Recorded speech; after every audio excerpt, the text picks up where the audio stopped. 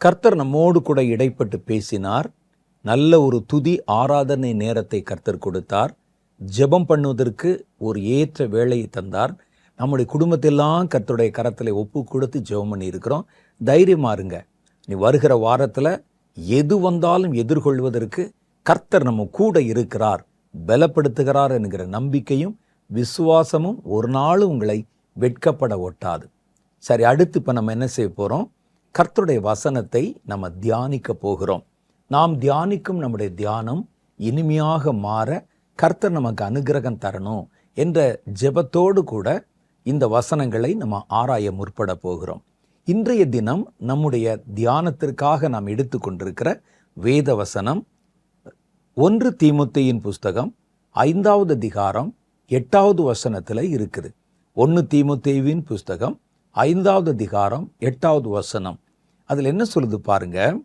ஒருவன் தன் சொந்த ஜனங்களையும் விசேஷமாக தன் வீட்டாரையும் விசாரியாமல் போனால் அவன் விசுவாசத்தை மறுதலித்தவனும் அவிசுவாசியிலும் கெட்டவனுமாயிருப்பான். இல்லை பாருங்களேன், கர்த்தரை மறுதலிக்கிறது தானே அவிசுவாசம் சொல்கிறோம். கர்த்தருக்கு விசுவாசமாக இல்லாமல் போகிறது தானே அவிசுவாசம் என்று சொல்லுகிறோம். இயேசுவை நான் அறிய மாட்டேன் என்று சொன்னதை தானே மறுதலித்ததாக நம்ம சொல்லுகிறோம். அன்னைக்கு பேதுரு பாருங்க, அவர் அங்கே குளிர் காய்கிற இடத்துல இருந்தபோது அவரை அறியேன் என்று சொல்லி சபிக்கவும் சத்தியம் பண்ணவும் துவங்கினாரே. அல்லது கர்த்தரை விட்டு பின்வாங்கி போறதை தானே மறுதலிக்கிறதுன்னு சொல்றோம். ஆனா இந்த இடத்துல வேறொரு மறுதலிப்பை குறித்தும் அவிசுவாசத்தை குறித்தும் வேதம் சொல்லுகிறது. இது கர்த்தருடைய பிள்ளைகளுக்கு சொல்லப்பட்ட ஒரு வேத வசன சத்தியம். அதில் என்ன சொல்றாங்கன்னு கேட்டா, ஒருவன் தன் சொந்த ஜனங்களையும் விசேஷமாக தன் சொந்த குடும்பத்தாரையும் தன் வீட்டாரையும் விசாரியாமல் போனால், ஒருத்தன் விசாரிக்கலன்னா அவன் விசுவாசத்தை மறுதலித்தவன்.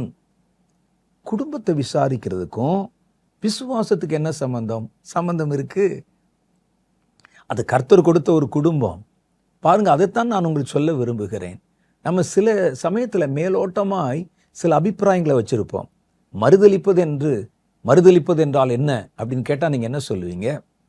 இயேசு அறியேன் என்று சொல்லுவது ஒரு சூழ்நிலையில் எதிரிகள் பிடித்து கொண்டு இயேசுவை மறுதலிக்கிறேன்னு சொல்லு, அவர் எனக்கு தெரியாதுன்னு சொல்லு, அவர் கடவுள் இல்லைன்னு சொல்லு. உயிர் பயத்தில் ஒருவன் அவரை மறுதலித்து விடுகிறான். எனக்கு அவர் தெரியாதுங்க, விட்டுருங்க, இயேசு உண்மையான கடவுளா? இல்லை, அதை மறுதலிக்கிறேன்னு சொல்லுவோம். சில ஆட்கள் நீங்கள் பார்த்தீங்கன்னா உலக லாபத்திற்காக இயேசுவை மறுதலித்தவர்களை பார்க்குறோம். ஒரு வேலைக்காக தங்களுடைய பேரை கூட மாற்றிட்டு மதத்தை மாற்றிக்கொண்டு அவர்கள் வேலைக்கு சேருகிறதெல்லாம் நம்ம பார்க்குறோம். அதெல்லாம் இயேசுவை மறுதலித்தது என்ற கணக்கில் வருகிறது. நமக்கு தெரியாத ஒரு கணக்கு இருக்கிறது. அதை சொல்லத்தான் இந்த வசனம். நமக்கு தெரியாத ஒரு மறுதலிப்பு இருக்கிறது. மறுதலிப்புன்னு சொன்னோடனே சட்டுன்னு நீங்கள் அதைத்தானே சொல்லுவீங்க. நுணுக்கமாக இன்னொரு மறுதலிப்பை வேதம் சொல்லுகிறது. உங்கள் வீட்டாரை நீங்கள் விசாரியாமல் போனால் அது நீங்கள் விசுவாசத்தை மறுதலிப்பதற்கு சமம். விசுவாசத்தை மறுதலிப்பது தான் அது. அது மாத்திரல்ல, அவன் அவிசுவாசியிலும் கெட்டவனாயிருப்பான். யாரு வீட்டை விசாரிக்கலன்னா? அப்ப வீட்டை விசாரிப்பது தேவனுக்கு தொண்டு செய்வதை போல கர்த்தருடைய பிள்ளைகள், கர்த்தர் அவர்களுக்கு கொடுத்த குடும்பத்தை, அவங்க பிள்ளைகளை விசாரித்து கவனித்து அன்பு செலுத்தணும். சிலர் நாங்கள் ஊழியம் என்று போகிறதுனால குடும்பத்தை பற்றியே நாங்கள் நினைக்கிறது இல்லை பிரதர்ன்னு சொல்லுவாங்க. அதை ஒரு தியாகம் போல சொல்லுவார்கள். நான் அதை தியாகம் என்று சொல்ல மாட்டேன். வேதமும் கூட அதை தியாகம் என்று சொல்லாது. நீங்கள் குடும்பத்தை விசாரியாமல் போனால், நாங்கள் ஊழியத்தின் மேலே அவ்வளோ அக்கறையாக இருக்கிறதுனால குடும்பத்தை பற்றியே நாங்கள் நினைக்கிறது இல்லை, குடும்பத்தை பற்றியே கவலைப்படுறது இல்லை அப்படின்னு நீங்கள் சொல்லுவீர்களானால், வேதம் சொல்லுகிறது நீங்கள் விசுவாசத்தை மறுதலித்தவர்கள். குடும்பத்தை நினைக்கிறக்கே எங்களுக்கு நேரம் இல்லைங்க, அவ்வளோ ஊழியம் என்று சொன்னால் நீங்கள் என்னை போல குடும்பம் வேண்டான்னு சொல்லிட்டு இருந்திருக்கணும். ஒரு குடும்பத்தை நீங்கள் கட்டி ஒரு குடும்பத்தில் பிள்ளை குட்டிகளை பெற்றுக்கொண்டு குடும்பமாக கர்த்தர் உங்களை வச்சிருந்தா நீங்கள் அந்த குடும்பத்தை நேசிக்கணும், அந்த குடும்பத்தை விசாரிக்கணும். விசாரியாமல் போவது உங்கள் பார்வையில் இன்னைக்கு சிலருக்கு கற்றுக் கொடுக்கிற மாதிரி தியாகம் போல தோன்றுகிறது. ஆனால் வேதம் சொல்லுகிறது அது விசுவாசத்தை மறுதலிப்பது என்று சொல்லுகிறார். சிலர் பாருங்க, ரொம்ப தங்களை நீதிமான்கள் போலவும் வைராக்கியம் உள்ளவர்கள் போலவும் காண்பிக்க சிலருடைய சாட்சிகளை நான் கேள்விப்பட்டிருக்கேன். என் மனைவி மரண படுக்கையில கிடக்கிறா, டாக்டர் அவ்வளவுதான் அவள் மரித்து போய்விடுவாள் என்று சொல்றாங்க. நாங்க கிறிஸ்துவை ஏற்றுக்கொண்டதுனால, ஒரு ஊழியக்காரருடைய சாட்சி இது, நாங்க கிறிஸ்துவை ஏற்றுக்கொண்டதுனால என் மனைவி வழியிலும் என் வழியிலும் எல்லாரும் எங்களை வெறுத்து விட்டார்கள். நாங்க ஊழியத்துக்காக வேற ஒரு இடத்துல நாங்கள் குடியிருக்கிறோம். என் மனைவிக்கு திடீரென்று ஒரு சுகவீனம் ஆஸ்பத்திரி கட்டில படுத்திருக்கிறா.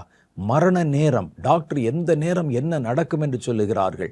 நான் அடுத்த நாள் ஒரு இடத்துல ஊழியத்துக்கு போகணும். நான் யோசித்தேன், மனைவியா கர்த்தரா, கர்த்தருடைய ஊழியமா என்று நான் யோசித்தேன். என்னானாலும் பரவாயில்ல என்று சொல்லி நான் ஊழியத்துக்கு புறப்பட்டு போய்விட்டேன். கர்த்தர் பார்த்து கொள்வார் என்று. நான் திரும்பி வருவதற்கு முன்னால என் மனைவி இறந்து விட்டாள். உடனே ஜனங்கள் எல்லாம், ஐயோ எவ்வளோ பெரிய ஊழியக்காரர், எவ்வளோ பெரிய தியாகம் செய்திருக்கிறார் என்று. நீங்க கர்த்தருடைய கரத்துல ஒப்பு கொடுத்து தானே போனீங்க. நீங்க திரும்பி வரும்போது கர்த்தர் ஏன் அவளை மரணத்துக்கு ஒப்பு கொடுத்து விட்டார்? யோசிச்சு பாருங்க. உங்களை நம்பி வந்த ஒரு மனைவிய அவளுடைய கடைசி நிமிஷத்துல கூட உங்களால பக்கத்துல நிற்க முடியலைன்னா, நீங்கள் செய்த ஊழியத்தை கர்த்தர் எப்படி கனப்படுத்தி இருப்பார் என்று நீங்க நினைக்கிறீங்களா? ஊழியம் நீங்க இல்லாவிட்டால் அது கெட்டு போய் விடாது. நீங்க பிறக்கிறதுக்கு முன்னால இருந்தே ஊழியம் இருக்குது. நீங்க மரித்த பிறகும் அந்த ஊழியம் இருக்கும். நீங்கள் ஊழியத்தை எப்போதும் செய்யலாம். மனைவி அவ பக்கத்துல கடைசி நிமிஷத்துல கூட நிற்க முடியலையே, உதவி செய்ய முடியலையே. இதை தியாகம் என்றா சொல்லுகிறீர்கள்? இதை கர்த்தர் மேல் காட்டுகிற வைராக்கியம் என்றா சொல்லுகிறீர்கள்? வேதம் சொல்லுகிறது விசுவாசத்தை மறுதலிப்பது என்று. நான் சொல்லல, வேதம் சொல்லுது. அப்ப கர்த்தருடைய வேதம், கர்த்தர் உங்களுக்கு தந்த உங்களுடைய மனைவி, குடும்பம், பிள்ளைகளை நீங்க நேசிக்கணும்.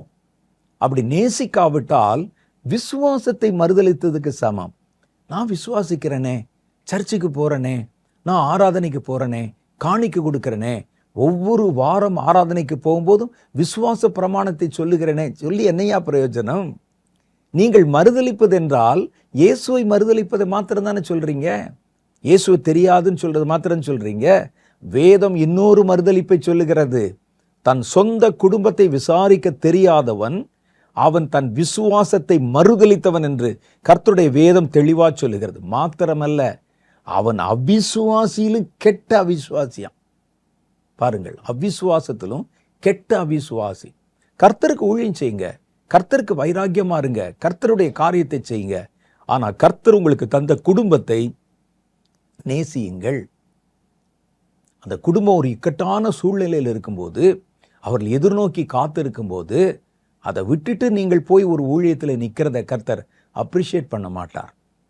ஒரு தாயார் தன் பிள்ளைய தோளில் தூக்கி வளர்த்து, நான் பார்த்தது இதெல்லாம், நான் அவ்வளவு கஷ்டப்பட்டு பல வீடுகளில் எளிய வேலைகள் செய்து வளர்த்த ஒரு பிள்ளை, அவன் நல்லா படித்து ஒரு வேலைக்கு வந்திருக்கிறாரு, ஊழியம் செய்ய புறப்படுகிறார். அந்த அம்மா மரணக்கட்டில் இருக்கிறாங்க. இவர் போய் ஊழியத்துக்கு போய் அந்த இடத்துல அவர் பிரசங்கம் பண்றார். எங்க அம்மா சாக பிழைக்க கிடக்குது, அது எல்லாவற்றையும் விட்டு நான் கர்த்தருடைய நாமத்து நிமித்தம் நிற்கிறேன் அப்படின்னு சொல்ல, ஜனங்கள்லாம் அப்படியே அவருடைய தியாகத்தையும் அவருடைய மேன்மையும் கர்த்தர் மேல் அவர் வைத்திருக்கிற வைராக்கியத்தையும் நினைத்து அவர்கள் புலகாங்கிதம் அடைகிறார்கள். வேதம் சொல்லுது, தன் சொந்த குடும்பத்தை விசாரிக்க துப்பில்லாதவன், விசாரிக்க தெரியாதவன், அவன் வெளி தோற்றத்துல என்ன வேஷம் போட்டாலும் அவன் விசுவாசத்தை மறுதலித்தவன், தான் கர்த்தர் மேல் வைத்திருக்கிற விசுவாசத்தை மறுதலித்தவன். வேதம் அப்படித்தான் சொல், அவன் அவிசுவாசி. அப்போ உங்களுக்கு குடும்பம் இருந்தா குடும்பத்தை விசாரிங்க. முதல்ல கர்த்தரதை கவனித்து பார்க்கிறார். தன் சொந்த குடும்பத்தை நடத்த அறியாதவன் கர்த்தருடைய சபையை எப்படி நடத்துவான்னு கேட்கிறாரு. நீங்க குடும்பத்தை ஒழுங்கா நடத்த தெரியலன்னா உங்க கையில ஊழியத்தை தரமாட்டாங்க. அந்த ஊழியத்தை நீங்களாய்த்தான் ஏற்படுத்தி கொள்ளணும். கர்த்தர் உங்களை நம்பி ஒரு ஊழியத்தை கொடுக்கணும்னா, நான் அவனுக்கு நம்பி கொடுத்த குடும்பத்தை அவனுக்கு ஒழுங்கா நடத்த தெரியலையே. தன் சொந்த குடும்பத்தை நடத்த தெரியாதவன் கர்த்தருடைய சபையை எப்படி நடத்துவான்னு கேட்குறாங்க. அப்ப அதனால நம் குடும்பத்தை குறித்து ரொம்ப கவனமா இருக்கணும். அடுத்த காரியம் பாருங்க, முன்னெப்போதை விட இந்த கடைசி காலத்துல குடும்பம் என்கிற அமைப்புல இருக்கிறவங்க, குடும்பத்தை நடத்துகிறவர்கள், உங்க குடும்பத்தை ரொம்ப கவனமாய் வழிநடத்தணும், கவனமாய் கண்காணிக்கணும். ஏனென்றால் கடைசி காலத்துல சாத்தான் குடும்பங்களைத்தான் குறிவைக்கிறான். கடைசி கால சந்ததியை சாத்தான் குறிவைக்கிறான். உங்கள் குடும்பத்தில் இருக்கிற பிள்ளைகள், உங்கள் குடும்பத்தில் இருக்கக்கூடிய குழந்தைகள், குடும்பத்தில் இருக்கிற வாலிபர்கள், குடும்பத்தை தான் சாத்தான் குறிவைக்கிறான். உங்களுடைய சந்ததியை குறிவைக்கிறான். மற்றவர்களை விட தேவனுடைய பிள்ளைகள் இருக்காங்க பாருங்க, அவர்களுடைய குடும்பத்தை தான் முதல் குறியாக வைக்கிறான். அந்த குடும்பத்தை கெடுப்பதன் மூலம், அந்த குடும்பத்தின் சந்ததியை வஞ்சிப்பதன் மூலம் சாத்தானுக்கு ஒரு பெரிய காரியம் நடக்க வேண்டியிருக்கு. ஏன் இந்த கடைசி காலத்துல சாத்தான் குடும்பங்களை குறிவைக்கிறான்? அவனுக்கு அந்த குடும்பத்துல என்ன தேவை இருக்கிறது அப்படின்னு நீங்க கேட்டீங்கன்னா, முதல் காரியம், சாத்தான் கடைசி காலத்துல தன்னுடைய பணிகளை செய்ய ஒரு சந்ததி அவனுக்கு தேவைப்படுகிறது. அந்த சந்ததியை உண்டாக்குவதற்காக அவன் குடும்பங்களை குறிவைத்து குடும்பங்களுக்குள்ளே தன்னை நுழைத்து கொண்டு அந்த சந்ததியை தன்னுடைய கைக்குள்ளே வைத்துக் கொள்ளுகிறான். தான் சொல்லுவதை செய்வதற்கு ஒரு மனுஷ சந்ததி அவனுக்கு வேணும். அதனால்தான் குடும்பங்களையும் குடும்பத்தில் இருக்கிறவர்களையும் சாத்தான் குறிவைக்கிறான். என்ன வேலை செய்யணும் அவனுக்கு? கர்த்தருடைய வேதம் சொல்லுது பாருங்க, வெளிப்படுத்தின விசேஷம் 13வது அதிகாரம் 14. நிறைய வேலை இருக்குது அவனுக்கு. மனிதர்களை கொண்டு செய்ய வேண்டிய வேலை இருக்குது. அது இந்த கடைசி கால சந்ததியை கொண்டுதான் அவன் செய்ய போகிறான். அதனால்தான் சந்ததிகள் மேல தன்னுடைய குறியை வைக்கிறான். அப்ப தேவனுடைய பிள்ளைகளின் சந்ததியை குறி வைக்கிறது மூலம் அவனுக்கு ஒரே கல்லுல 2 மாங்காய் கிடைச்சி விடுகிறது. அது என்ன அப்படின்னு கேட்டீங்கன்னா, ஒன்று தனக்கு பணிவிடை செய்கிற மனிதர்களை தேவனை விசுவாசிக்கிற குடும்பங்கள் நடுவிலிருந்தே நம்ம எடுத்துடலாம். அவர்களை தனக்கு பணியாளர்களாக வைப்பதன் மூலம் கர்த்தருக்கு பணிவிடை செய்கிற இடத்துல இருந்தும் அவர்களை அப்புறப்படுத்திடலாம். அப்ப கர்த்தருடைய படைய டம்மி ஆக்கிட்டு தன்னை பின்பற்றுகிறவர்களுடைய பலத்தை பெருக்குவது ஒரே காரியத்தின் மூலம் 2 காரியத்தை செய்ய முடியும். அதனால்தான் அவன் எல்லா குடும்பங்களையும் குறிவைத்தாலும் குறிப்பாக விசுவாச குடும்பத்தினரை அவன் தீவிரமாய் குறிவைக்கிறான். அப்போ முதல் காரியம், அவனுக்கு தன்னுடைய பணிகளை செய்யும் சந்ததி மனிதர்களிலிருந்து வேணும். என்னென்ன பணி இருக்கு? நிறைய பணி இருக்கு. அதுல ஒரு பணியை 1-2 நான் சொல்லுகிறேன் பாருங்கள். வெளிப்படுத்தின விசேஷம் 13வது அதிகாரத்தில் சொல்லுது, மிருகத்தின் முன்பாக, வெளிப்படுத்தின விசேஷம் 13வது அதிகாரம் 14வது வசனம், அதான் இப்ப நான் வாசிக்கிறேன்.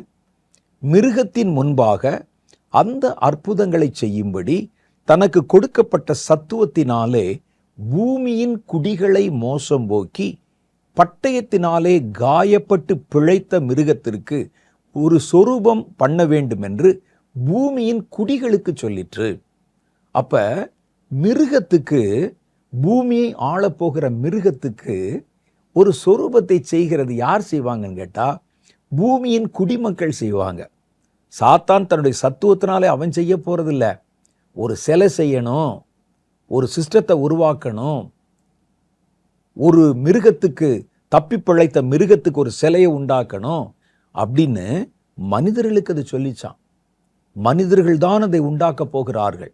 தங்களுடைய பொருளாதாரத்தினாலும் ஞானத்தினாலும் வேலையினாலும் அறிவினாலும் உழைப்பினாலும் நேரத்தினாலும் எல்லாத்தையும் கொடுத்து அவங்களோட ஒரே நோக்கம், இந்த மிருகத்துக்கு ஒரு சொரூபத்தை உண்டு பண்ண வேண்டும்.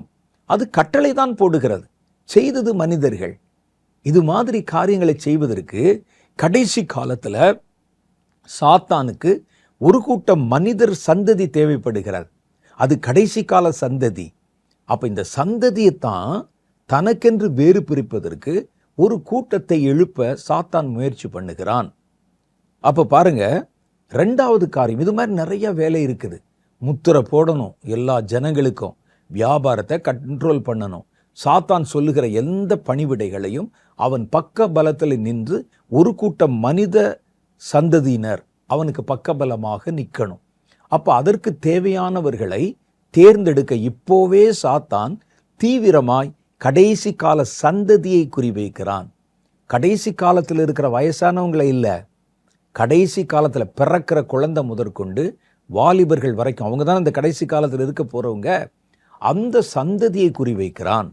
அவனுக்கு தேவைப்படுகிற சந்ததி உங்க வீட்டில் இருக்கலாம், உங்க பிள்ளைகளில் ஒருவனாய் இருக்கலாம், நம்முடைய குடும்பத்தில் ஒருவனாய் இருக்கலாம். அவன் செய்வதற்கு பல வேலைகள் சாத்தான் வச்சிருக்கிறான். அப்ப அப்படியே சுற்றி கொண்டு வருகிறான். எந்த குடும்பத்தை வஞ்சிக்கலாம், எந்த குடும்பத்தில் இருக்கிற பிள்ளைகளை வஞ்சிக்கலாம், ஆண்களை, பெண்களை, வாலிபர்களை, குழந்தைகளை, யாரை வஞ்சிக்கலாம் என்று கர்ஜிக்கிற சுங்கம் போல உங்க குடும்பத்தை சுற்றி வந்து கொண்டிருக்கிறான். அவனுடைய கடைசி கால வேலைகளை செய்வதற்கு மனிதர்கள் உங்க குடும்பத்தில் இருக்கலாம் என்று உங்க குடும்பத்தையே வட்டமிட்டு கொண்டு வருகிறான். அதனால ரொம்ப கவனமா இருக்கணும். ரெண்டாவது காரியம் பாருங்க, தேவனை எதிர்க்கும் சந்ததியை உண்டாக்குவது அவனுக்கு தேவையா இருக்குது. கடைசி நாட்கள்ல ஒரு சந்ததி தேவனை எதிர்க்கணும். தேவனுடைய காரியங்கள், தேவன் செய்கிற கிரியைகள், தேவனுடைய மனிதர்கள், இவங்களெல்லாம் எதிர்க்க ஒரு இராணுவம் மாதிரி இருக்கணும். அதற்கு அவனுக்கு ஒரு சந்ததி, மனிதர்கள்ல ஒரு சந்ததி தேவைப்படுகிறது. வெளிப்படுத்தின விசேஷம் 19வது அதிகாரம் 19வது வாக்கியம் சொல்லுகிறது, பின்பு மிருகமும் பூமியின் ராஜாக்களும் அவர்களுடைய சேனைகளும் அவருடைய குடிமக்களும் குதிரையின் மேல் ஏறி இருக்கிறவரோடும் அவருடைய சேனையோடும் யுத்தம் பண்ணும்படிக்கு கூடி வர கண்டேன். அப்ப கிறிஸ்துவோடையும் கிறிஸ்துவனுடைய ஜனங்களோடையும் யுத்தம் செய்கிற ஒரு தலைமுறை. அதைத்தான் இந்த இடத்துல சொல்லுது. மிருகமும் பூமியின் ராஜாக்களும் அவர்களுடைய குடிமக்களும் இயேசுவோடும் அவருடைய சேனையோடும் அவருடைய ஜனங்களோடும் யுத்தம் செய்ய நிற்க கண்டேன் அப்படின்னு போட்டிருக்கிறான். இதுதான் அர்த்தம் அதுக்கு. அப்ப கர்த்தரை எதிர்க்கவும் கர்த்தருடைய ஜனங்களை எதிர்க்கவும் ஒரு கூட்டம் மனிதர்கள் அவங்களுக்கு தேவைப்படுறாங்க. அதுல ராஜாக்கள் இருக்கிறாங்க, அந்த ராஜாக்களுடைய குடிமக்கள் இருக்கிறாங்க. அவர்கள் சொன்ன உடனே அது இயேசு என்றும் பாராமல் அவரை எதிர்க்க துணிகிற ஒரு இராணுவத்தை மனிதர்கள் நடுவில் உருவாக்கணும்.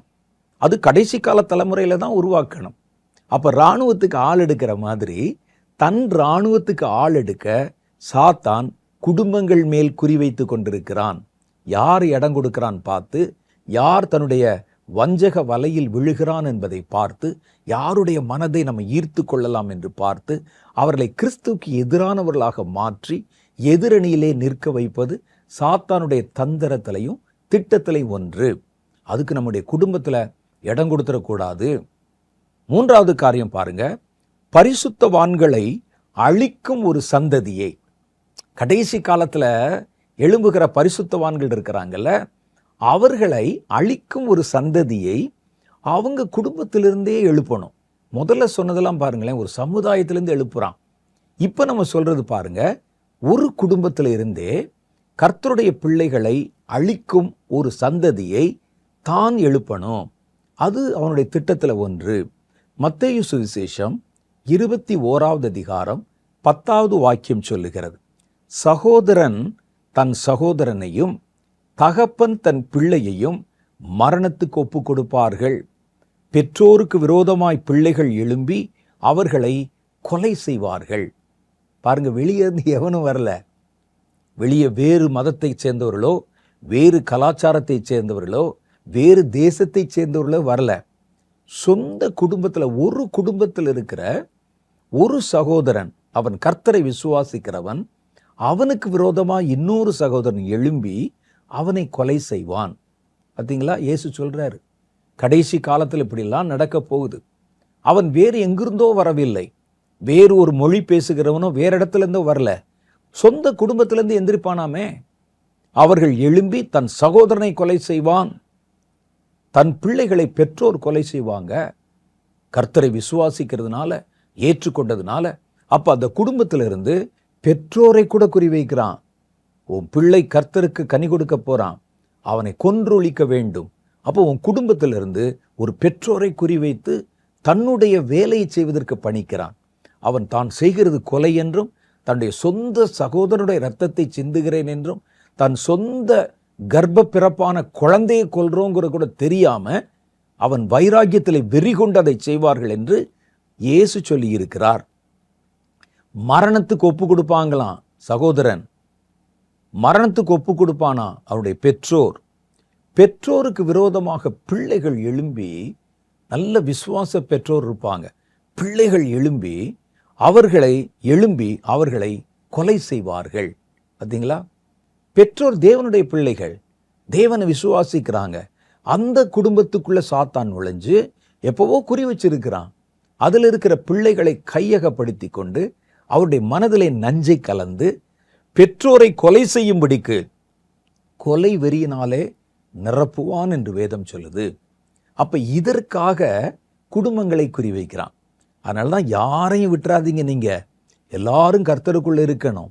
கொஞ்சம் இடம் கொடுக்கிறவன், கொஞ்சம் கர்த்தரை விட்டு வழி விலகுகிறவன், அவன் அப்படியே திருப்பி உங்கள் விசுவாசத்திற்கும் கர்த்தர் மேல் நீங்கள் வைத்திருக்கிற நம்பிக்கைக்கும் எதிராக மாற்றி விடுவான்.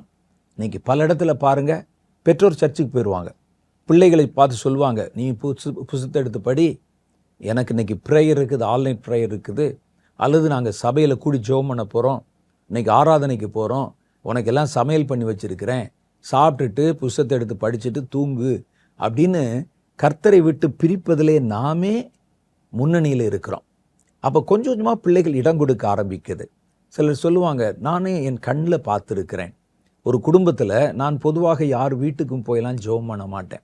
என்னுடைய ஊழியத்தின் துவக்க நாட்களில் ஒரு குடும்பத்தில் அந்த குடும்பத்திற்காக ஜெபிக்க நான் அந்த ஊரில் ஒரு கன்வென்ஷன் போயிருந்தேன்.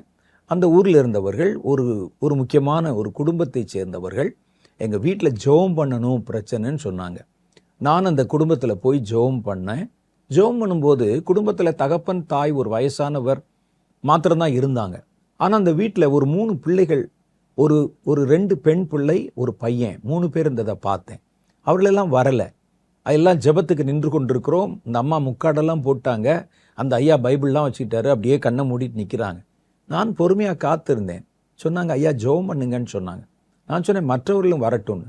இல்லை, பிள்ளைகள் ஜெபமெல்லாம் பண்ண மாட்டாங்க, அவர்கள் ஜெபத்தில் அவ்வளவு இஷ்டம் இல்லை, விருப்பம் இல்லை, அவங்க தனியாக அவங்க ரூமில் இருப்பாங்க, நீங்கள் ஜெபம் பண்ணுங்கன்னு சொன்னாங்க. இது நல்லதான்னு யோசிச்சு பாருங்க.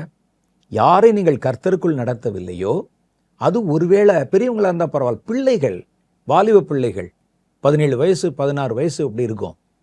அப்போ பிள்ளைகள் விரும்பலையாம் கர்த்தரை. இப்படி யாரையெல்லாம் கர்த்தருடைய வெளிச்சத்துக்குள் வராமல் உங்கள் வீட்டில் இருக்கிறாங்களோ அவர்களை குறித்து நீங்கள் கவனமாக இருக்கணும். சாத்தான் அவர்களை குறிவைப்பதற்கு இடம் உண்டாகும். யாரெல்லாம் கர்த்தருடைய நிழலுக்குள்ளே வரலையோ, யாரெல்லாம் கர்த்தருடைய வெளிச்சத்துக்குள்ளே வரலையோ அவங்கள குறித்து கவனமாக இருக்கணும். ஏன்னா ஒரு குடும்பத்தில் இருந்தே ஆபத்தானவர்களையும் அழிக்கிறவர்களையும் விரோதிக்கிறவர்களையும் எழுப்புவது கடைசி காலத்தில் சாத்தானுடைய திட்டம். இதைத்தான் இயேசு சொன்னார், சகோதரன் தன் சகோதரனையும் வெளியிருந்து வர்றாங்க, தாக்குறாங்க, அடிச்சாங்க, அது நியாயம், அதில் லாஜிக் இருக்கிறது. அவனுக்கு நம்ம பண்ணுறது பிடிக்கல, ஏதோ அடித்தான். ஒரு குடும்பத்துக்குள்ளே பாருங்களேன், எப்படி உள்ளே விழுந்து பிரிவினை உண்டு பண்ணி தன் சொந்த சகோதரனை கொலை கூட செய்வதற்கு துணிந்து, விசுவாசிக்கிறவனை கொலை செய்து, பெற்றோரை பிள்ளைகள் கொலை செய்து, பெற்றோர் பிள்ளைகளை காட்டி கொடுத்து அல்லது கொலை செய்து, எப்படி ஒரு கொடிய சூழ்நிலை பார்த்தீங்களா? வேதம் சொல்லுது, அதனால தான் நீங்கள் உங்கள் சொந்த குடும்பத்தை விசாரிக்கணும். எப்படி விசாரிக்கணும்? இந்த கடைசி காலத்தில் தீவிரமாய் உங்கள் குடும்பத்தை கண்காணிக்கணும். எந்த வழியா சாத்தான் உள்ளே நுழைவான், எந்த பிள்ளையின் மேல் குறி வைப்பான் என்பதை கண்ணும் கருத்துமாக கவனிக்கணும். 10 குஞ்சுகளை பெற்றெடுத்த ஒரு தாய் கோழி எல்லா குஞ்சுகளையும் பார்த்துக்கிட்டே இருக்கும்.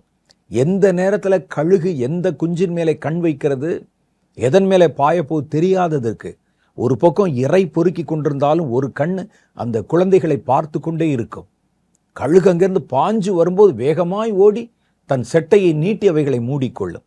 அதே போலத்தான் சாத்தான் வட்டமிட்டு பறக்கிற கழுகுகளைப் போல உங்கள் குடும்பத்தின் மேலே கண்ணை வச்சு யாரை திருப்பலாம், யாரை மாற்றலாம், யாரை கொண்டு இந்த குடும்பத்தை அழிக்கலாம், விசுவாசத்திலிருந்து பிரிக்கலாம் என்று அவன் கங்கணம் கட்டி கொண்டிருப்பான். ஆகவேதான் வேதம் சொல்லுது, நீங்கள் உங்கள் வீட்டாரை விசாரியுங்கள், உங்கள் வீட்டாரை கவனியுங்கள், உங்கள் வாலிபர்களை கவனியுங்கள், உங்கள் பிள்ளைகள் வளர்கிற விதங்களை கவனியுங்கள், கண்களை வைத்து அவங்களை கண்காணிங்க என்று கர்த்தருடைய வேதம் நமக்கு சொல்லுகிறது. மத்தேயு சுவிசேஷம் 24:9 பாருங்களேன், அப்பொழுது உங்களை உபத்திரவங்களுக்கு ஒப்பு கொடுத்து உங்களை கொலை செய்வார்கள், என் நாமத்தினாலே நீங்கள் சகல ஜனங்களாலும் பகைக்கப்படுவீர்கள். அடுத்து பாருங்க, நம்முடைய குடும்பத்துக்குள்ள இருந்தே சத்துருவுக்கு நம்மை காட்டி கொடுக்கிற ஒரு கூட்டத்தை எழுப்புவான். மத்தேயு 24:10 சொல்லுகிறது, அப்பொழுது அநேகர் இடறல் அடைந்து ஒருவரை ஒருவர் காட்டி கொடுப்பார்கள். காட்டி கொடுப்பது என்கிற வார்த்தையே எதிரிகள் செய்வதல்ல, கூட இருந்தவன் செய்வது. எதிரிகளுக்கும் துரோகிகளுக்கும் வித்தியாசம் இருக்கு. எதிரி என்பவன் நமக்கு சம்பந்தம் இல்லாதவன், நம்மை எதிர்க்கிறவன். துரோகி என்பவன் கூட இருந்து குழிபறிக்கிறவன். அப்ப பாருங்க, கூட இருக்கிறவன் செய்கிற செயல்தான் அங்கே காட்டி கொடுப்பது. இயேசுவை காட்டி கொடுத்தது வெளியே இருந்த ஒரு சதுசேயனோ, ஒரு பரிசேயனோ, ஒரு ஆசாரியனோ இல்லை, இயேசுவோடு கூட இருந்த ஒருவன் தான் காட்டி கொடுத்தான். அப்ப காட்டி கொடுக்கிற ஒரு தலைமுறை எழும்பும். கர்த்தருடைய ஜனங்களை காட்டி கொடுக்கிற தலைமுறை, அவருடைய வேலையை தான் காட்டி கொடுக்கணும். எங்க சர்ச் இருக்கு, எங்க ஊழியன் இருக்கிறான், காட்டி கொடுக்கணும். அப்ப காட்டி கொடுக்கிறவர்களை கர்த்தருடைய ஜனத்தின் நடுவில் இருந்துதான் சாத்தான் தனக்கு ஆதாயமாக தன் வேலையை செய்வதற்கு எழுப்ப போகிறான். அது நம்முடைய வீட்டில் இருக்கிற யாராகவும் இருந்து விடக்கூடாது. அப்ப நீங்க என்ன செய்யணும்? உங்க குடும்பத்தை கண்ணும் கருத்துமா பராமரிக்கணும். அவர்களை எடுத்துக்கொண்டு போய் இதற்காக நம்ம கர்ப்ப வேதனைப்பட்டு குழந்தைகளை பெற்றோம். அவங்க மேல ஈ கடிக்காம, எறும்பு கடிக்காம, கொசு கடிக்காம பார்த்து பார்த்து வளர்த்தது கர்த்தருக்கு விரோதமாய் கிரியை செய்வதற்கா? சாத்தானுடைய படையில சாத்தான் சொல்லுகிற வேலையை செய்வதற்காக நம்ம கர்ப்பம் திறந்து பிள்ளைகளை பெற்றோம். பெற்றது போதாது, பிள்ளைகளை கண்காணிக்கணும், குடும்பத்தை கண்காணிக்கணும். நம் நடுவிலிருந்து ஒரு சந்ததியை எழுப்ப விரும்புகிறான். அப்ப உள்ள இருக்கிறவங்க தான் தேவனுடைய பிள்ளைகளுக்கு நடுவிலிருந்து தான் அவர்களை காட்டி கொடுக்கிறவன் புறப்பட வேண்டும். அப்ப காட்டி கொடுக்கிறவன் என்றாலே கூட இருந்து எழும்பின ஒரு துரோகி தான் காட்டி கொடுப்பான். அப்படிப்பட்ட ஒரு சந்ததி அவனுக்கு தேவை. அதனால கர்த்தருடைய குடும்பங்களை, தேவனுடைய பிள்ளைகளை அப்படியே வட்டமிட்டு கொண்டே வருகிறான். யார் இடம் கொடுக்கிறானோ அவனை பயன்படுத்தி காட்டி கொடுக்க வைப்போம் என்று. அதில் நம்முடைய பிள்ளைகள் இருந்து விடக்கூடாது. உங்கள் குடும்பத்தை சேர்ந்த யாரும் இருந்துடக்கூடாது. அது எவ்வளோ பெரிய சாபம், யோசித்து பாருங்கள். இந்த சிறியரில் ஒருவனுக்கு இடரல் உண்டாக்குகிறவனை எந்திர கல்லை கட்டி சமுத்திரத்தின் ஆழத்தில் அமிழ்த்துவது நலமாயிருக்கும் என்றல்லவா கர்த்தருடைய வேதம் சொல்லுது. அந்த நிலைமையில நம்முடைய சதையை கிழித்து கொண்டு நம்முடைய மாம்சத்திலிருந்து உருவாகி நம்முடைய மடியிலே வளர்ந்த நம்முடைய குழந்தைகள் நின்றால் சாத்தானுக்கு அவர்கள் கனி கொடுத்து அவன் சொல்லுகிற வேலை செய்வதை பார்த்தா எப்படி இருக்கும், யோசிச்சு பாருங்க. ஆகவே வேதம் சொல்லுகிறது, குடும்பத்தை கண்காணித்து கொண்டிருங்கள், உங்க குடும்பத்தை விசாரிங்க. பிள்ளைகள் என்ன செய்றாங்க, எங்க போறாங்க வர்றாங்க, அவங்க தேவனுக்கு அடுத்த காரியத்தில் எவ்வளவு ஈடுபாடு செலுத்துகிறார்கள் என்பதெல்லாம் நீங்கள் கண்காணியுங்கள். அடுத்து 5வது காரியம் பாருங்க, தன்னை வணங்குகிற ஒரு சந்ததியை உருவாக்குவது சாத்தானுடைய நோக்கம். மனிதர்களில் இனி வரக்கூடிய கடைசி கால சந்ததி சாத்தானை கடவுளாக வணங்கணும். அப்படி வணங்குகிற ஒரு தலைமுறையை அவன் சந்ததிகள் நடுவிலே, குடும்பங்கள் நடுவில் இருந்து வேறு பிரிப்பதற்கும் குறிவைத்து கொண்டிருக்கிறான். வெளிப்படுத்தின விசேஷம் 13வது அதிகாரம் 4வது வசனம் பாருங்க. அந்த மிருகத்துக்கு அதிகாரம் கொடுத்த வலு சொற்பத்தை வணங்கினார்கள். அல்லாமலும் மிருகத்துக்கு ஒப்பானவன் யார், அதனோட யுத்தம் பண்ணத்தக்கவன் யார் என்று சொல்லி அந்த மிருகத்தையும் வணங்கினார்கள். அப்ப இப்ப உள்ள காலங்களில் பார்த்தீங்கன்னா, இயேசுவை வணங்குவது, தேவனுக்கு அடுத்த காரியங்களை கடைபிடிப்பது என்பது அநாகரிகத்தை போலவும் புதிய மத கொள்கைகளை பின்பற்றி தங்களை புதுமையுள்ளவர்களாக காண்பித்துக் கொள்வதை ஃபேஷன் மாதிரியும் கொண்டாந்துட்டாங்க. இப்பெல்லாம் பார்த்தீங்கன்னா பகிரங்கமா பீஸ்ட் படத்தை வரைந்து கொண்டு, மிருகத்தின் படத்தை வரைந்து கொண்டு, நாங்கள் சாத்தானை நேசிக்கிறோம் என்று பனியன் போட்டு கொண்டு போவதெல்லாம் ஒரு கல்ச்சராக மாறிவிட்டது. அப்போ அவனுக்கு ஒரு சந்ததி வேண்டும். அது என்ன செய்யணும்னா, தன்னை வணங்கணும், தன்னை ஆராதிக்கணும், தன்னை கடவுள் என்று ஏற்றுக்கொள்ளணும், என் வல்லமையை புகழ்ந்து பாடணும். அதுக்கு ஒரு தலைமுறை அவனுக்கு வேணும். அந்த தலைமுறைக்கு அவனுக்கு தேவையானது வயசானவங்க இல்லை, இவங்க காலமெல்லாம் முடிஞ்சிடும். அடுத்த தலைமுறை இருக்கு பாருங்க, அந்த தலைமுறை உங்க வீட்டில் இருக்குது, உங்க சபையில் இருக்குது, உங்க உறவுகள் நடுவில் இருக்குது. அதை குறிவைக்கிறான் பாருங்க. அப்படிப்பட்ட சந்ததி நம்முடைய குடும்பத்திலிருந்து ஒன்றும் போய்விடாதபடிக்கு நீங்கள் குடும்பத்தை கண்ணும் கருத்துமாய் கண்காணித்து அதை கர்த்தருக்கு முன்பாக விசாரிக்கிறவர்களாக இருக்கணும். நீங்கள் பாட்டுக்கு எடுத்தேன் கவுத்தேன்னு போய் நான் அங்கே போனேன் இங்கே போனேன் ஊழியம் செஞ்சேன் வீட்டை விசாரிக்கிறதுக்கு நேரமே இல்லை. கர்த்தருடைய கையிலே ஒப்பு கொடுத்து விட்டு போய்விட்டேன். கர்த்தர் உன் கையில் குடும்பத்தை கொடுத்தா இவர் குடும்பத்தை கர்த்தர் கையில் விட்டுட்டு இவர் போயிட்டு வாரான். அப்போ அந்த பிள்ளைகள் தேவனை அறிகிற அறிவிலிருந்து விலகி போயிடுவாங்க. நான் நிறைய பேரை பார்த்துருக்கிறேன் பிரியமானவர்களே, நல்ல ஊழியம் செய்த தேவனுடைய பிள்ளைகள், அவருடைய சந்ததி கர்த்தரை விட்டு வழி விலகி போயிருக்கிறத பார்த்துருக்கிறேன். நான் ஒரு பெரிய ஊழியக்காரர், அவருடைய பேரை சொல்ல நான் விரும்பலை, இப்போ அவர் இல்லை. அவரை ஒரு முறை என்னுடைய பகுதி வறண்ட பகுதி உங்களுக்கு தெரியும், ராமநாதபுரம். அந்த பகுதியில் அப்போ தான் நான் புதிதாக ரட்சிக்கப்பட்டு கர்த்தருடைய ஊழியத்துக்குள்ளே அப்போ தான் வந்திருக்கிறேன். கொஞ்ச நாள் ஆகியிருக்குது. எனக்கு என்ன ஆசைன்னு சொன்னால், எங்கள் ஊர் பகுதியில் நல்ல ஊழியக்காரர்களை, பெரிய ஊழியக்காரர்களை கொண்டு வந்து அவங்க மூலம் சுவிசேஷம் அறிவிக்க வைக்கணும் அப்படின்னு. அதனால் பெரிய பெரிய ஊழியக்காரர்களை எல்லாம் போய் நான் சந்தித்திருக்கிறேன். அவங்க என்னுடைய தோற்றத்தையும் என்னுடைய வயசையும் பார்த்து, அப்போது எனக்கு 23 வயசு இருக்கும், என்னால் இதெல்லாம் செய்ய முடியாதுன்னு சொல்லி எனக்கு புத்தி சொல்லி அனுப்பிடுவாங்க. ஒரு முறை நான் ஒரு பிரசித்தி பெற்ற ஒரு தேவ ஊழியக்காரர், அவரை போய் பார்க்க போயிருந்தேன். அப்போ தான் நான் என்னுடைய பத்திரிக்கை ஆரம்பித்த புதுசு. என் பத்திரிக்கை இங்கும் அங்குமாக கொஞ்சம் கொஞ்சம் படிக்கப்பட்டு என் பேர் கொஞ்சம் ஊழியக்காரன் என்று வெளியே தெரிய ஆரம்பிச்சிருந்த நேரம், நான் அங்கே போயிருந்த போது அந்த ஐயா அங்கே இல்லை, அவர் வெளியூர் போயிருந்தார். அவருடைய மனைவி இருந்தாங்க, அவங்களும் நல்லா பிரசங்கம் பண்ணக்கூடியவங்க. அவர்கள் அங்கே இருந்தாங்க. ஒரு சர்ச் வைத்து அங்கே நடத்தி கொண்டிருந்தார்கள். ஏறத்தாழ இந்த சபையில் 1000க்கும் அதிகமான விசுவாசிகள் கொண்டவர்கள். நான் போய் அவங்கள அந்த ஐயாவை எங்கள் ஊருக்கு அழைப்பதற்கு தேதி கேட்டு போயிருந்தேன். அந்த அம்மா சொன்னாங்க, தம்பி உங்கள் புஸ்தகங்கள் உங்களுடைய பத்திரிக்கை நான் படிச்சிருக்கிறேன், ஐயா வந்தோடனே கண்டிப்பாக பேசி உங்கள் பகுதியில் ஒரு கூட்டம் நடத்துவதற்கு தேதி வாங்கி தர்றேன். ஆனால் இன்னைக்கு நீங்கள் வந்துட்டதுனால சபையில் ஆராதனை இருக்குது, நாளைக்கு நீங்கள் வந்ததில் செய்தி கொடுக்கணும் அப்படின்னு சொன்னாங்க. சரி என்று நான் போனேன். அன்னைக்கு இரவிலே அந்த வீட்டில் குடும்பத்தில் தான் எனக்கு சாப்பாடு கொடுத்தார்கள். அவருடைய பிள்ளைகள் இருந்தாங்க. ஒரு பையன் நல்லா கிட்டார் வாசிப்பான், இன்னொரு பையன் என்னோட ரொம்ப சின்னவங்க தான், இன்னொரு பையன் நல்லா ஆர்கன் வாசிப்பார். அப்போ இவர்கள் 2 பேரும் குடும்பத்தில் இருக்கிறாங்க. மறுநாள் காலை ஆராதனையில் ஒரு பையன் வந்து ஆர்கன் வாசித்து கொண்டிருக்கிறார், இன்னொரு பையன் அந்த ட்ரம்ஸ் வாசிக்கிறவரை காணோம். நான் இப்போ அந்த அம்மாட்ட கேட்டேன், தம்பி எங்கே வந்திருந்தா நல்லா இருக்குமே, ஆராதனை நல்லா இருக்குமே, எங்கன்னு கேட்டேன்.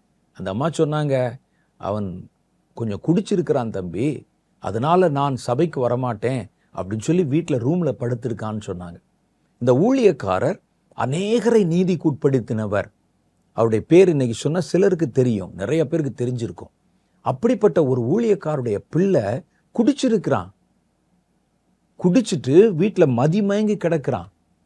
இப்போ அவருடைய நிலைமை ரொம்ப மோசம். அவர் மரித்த பிறகு சபை கலைஞ்சு போச்சு, ஊழியம் நின்று போச்சு, ஊழியத்தில் இருந்தவர்கள் எல்லாம் சிதறி போயிட்டாங்க. இப்போ அவருடைய ஊழியத்தின் பேரே இல்லாமல் போச்சு.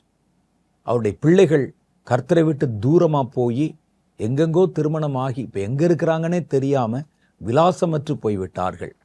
அந்த தாயாரும் கொஞ்ச நாளில் துக்கம் தாழாமல் மரித்து போயிட்டாங்க. பாருங்கள், ஊழியம் செய்வது நல்லது, கர்த்தருடைய காரியத்தை செய்வது நல்லது. ஆனால் சொந்த குடும்பத்தை விசாரிக்க அறிந்திருக்கணும். அப்படி விசாரியாவிட்டால் நீங்கள் எங்கே இடம் கொடுத்தீங்களோ சாத்தான் உள்ளே நுழைஞ்சிருவான்.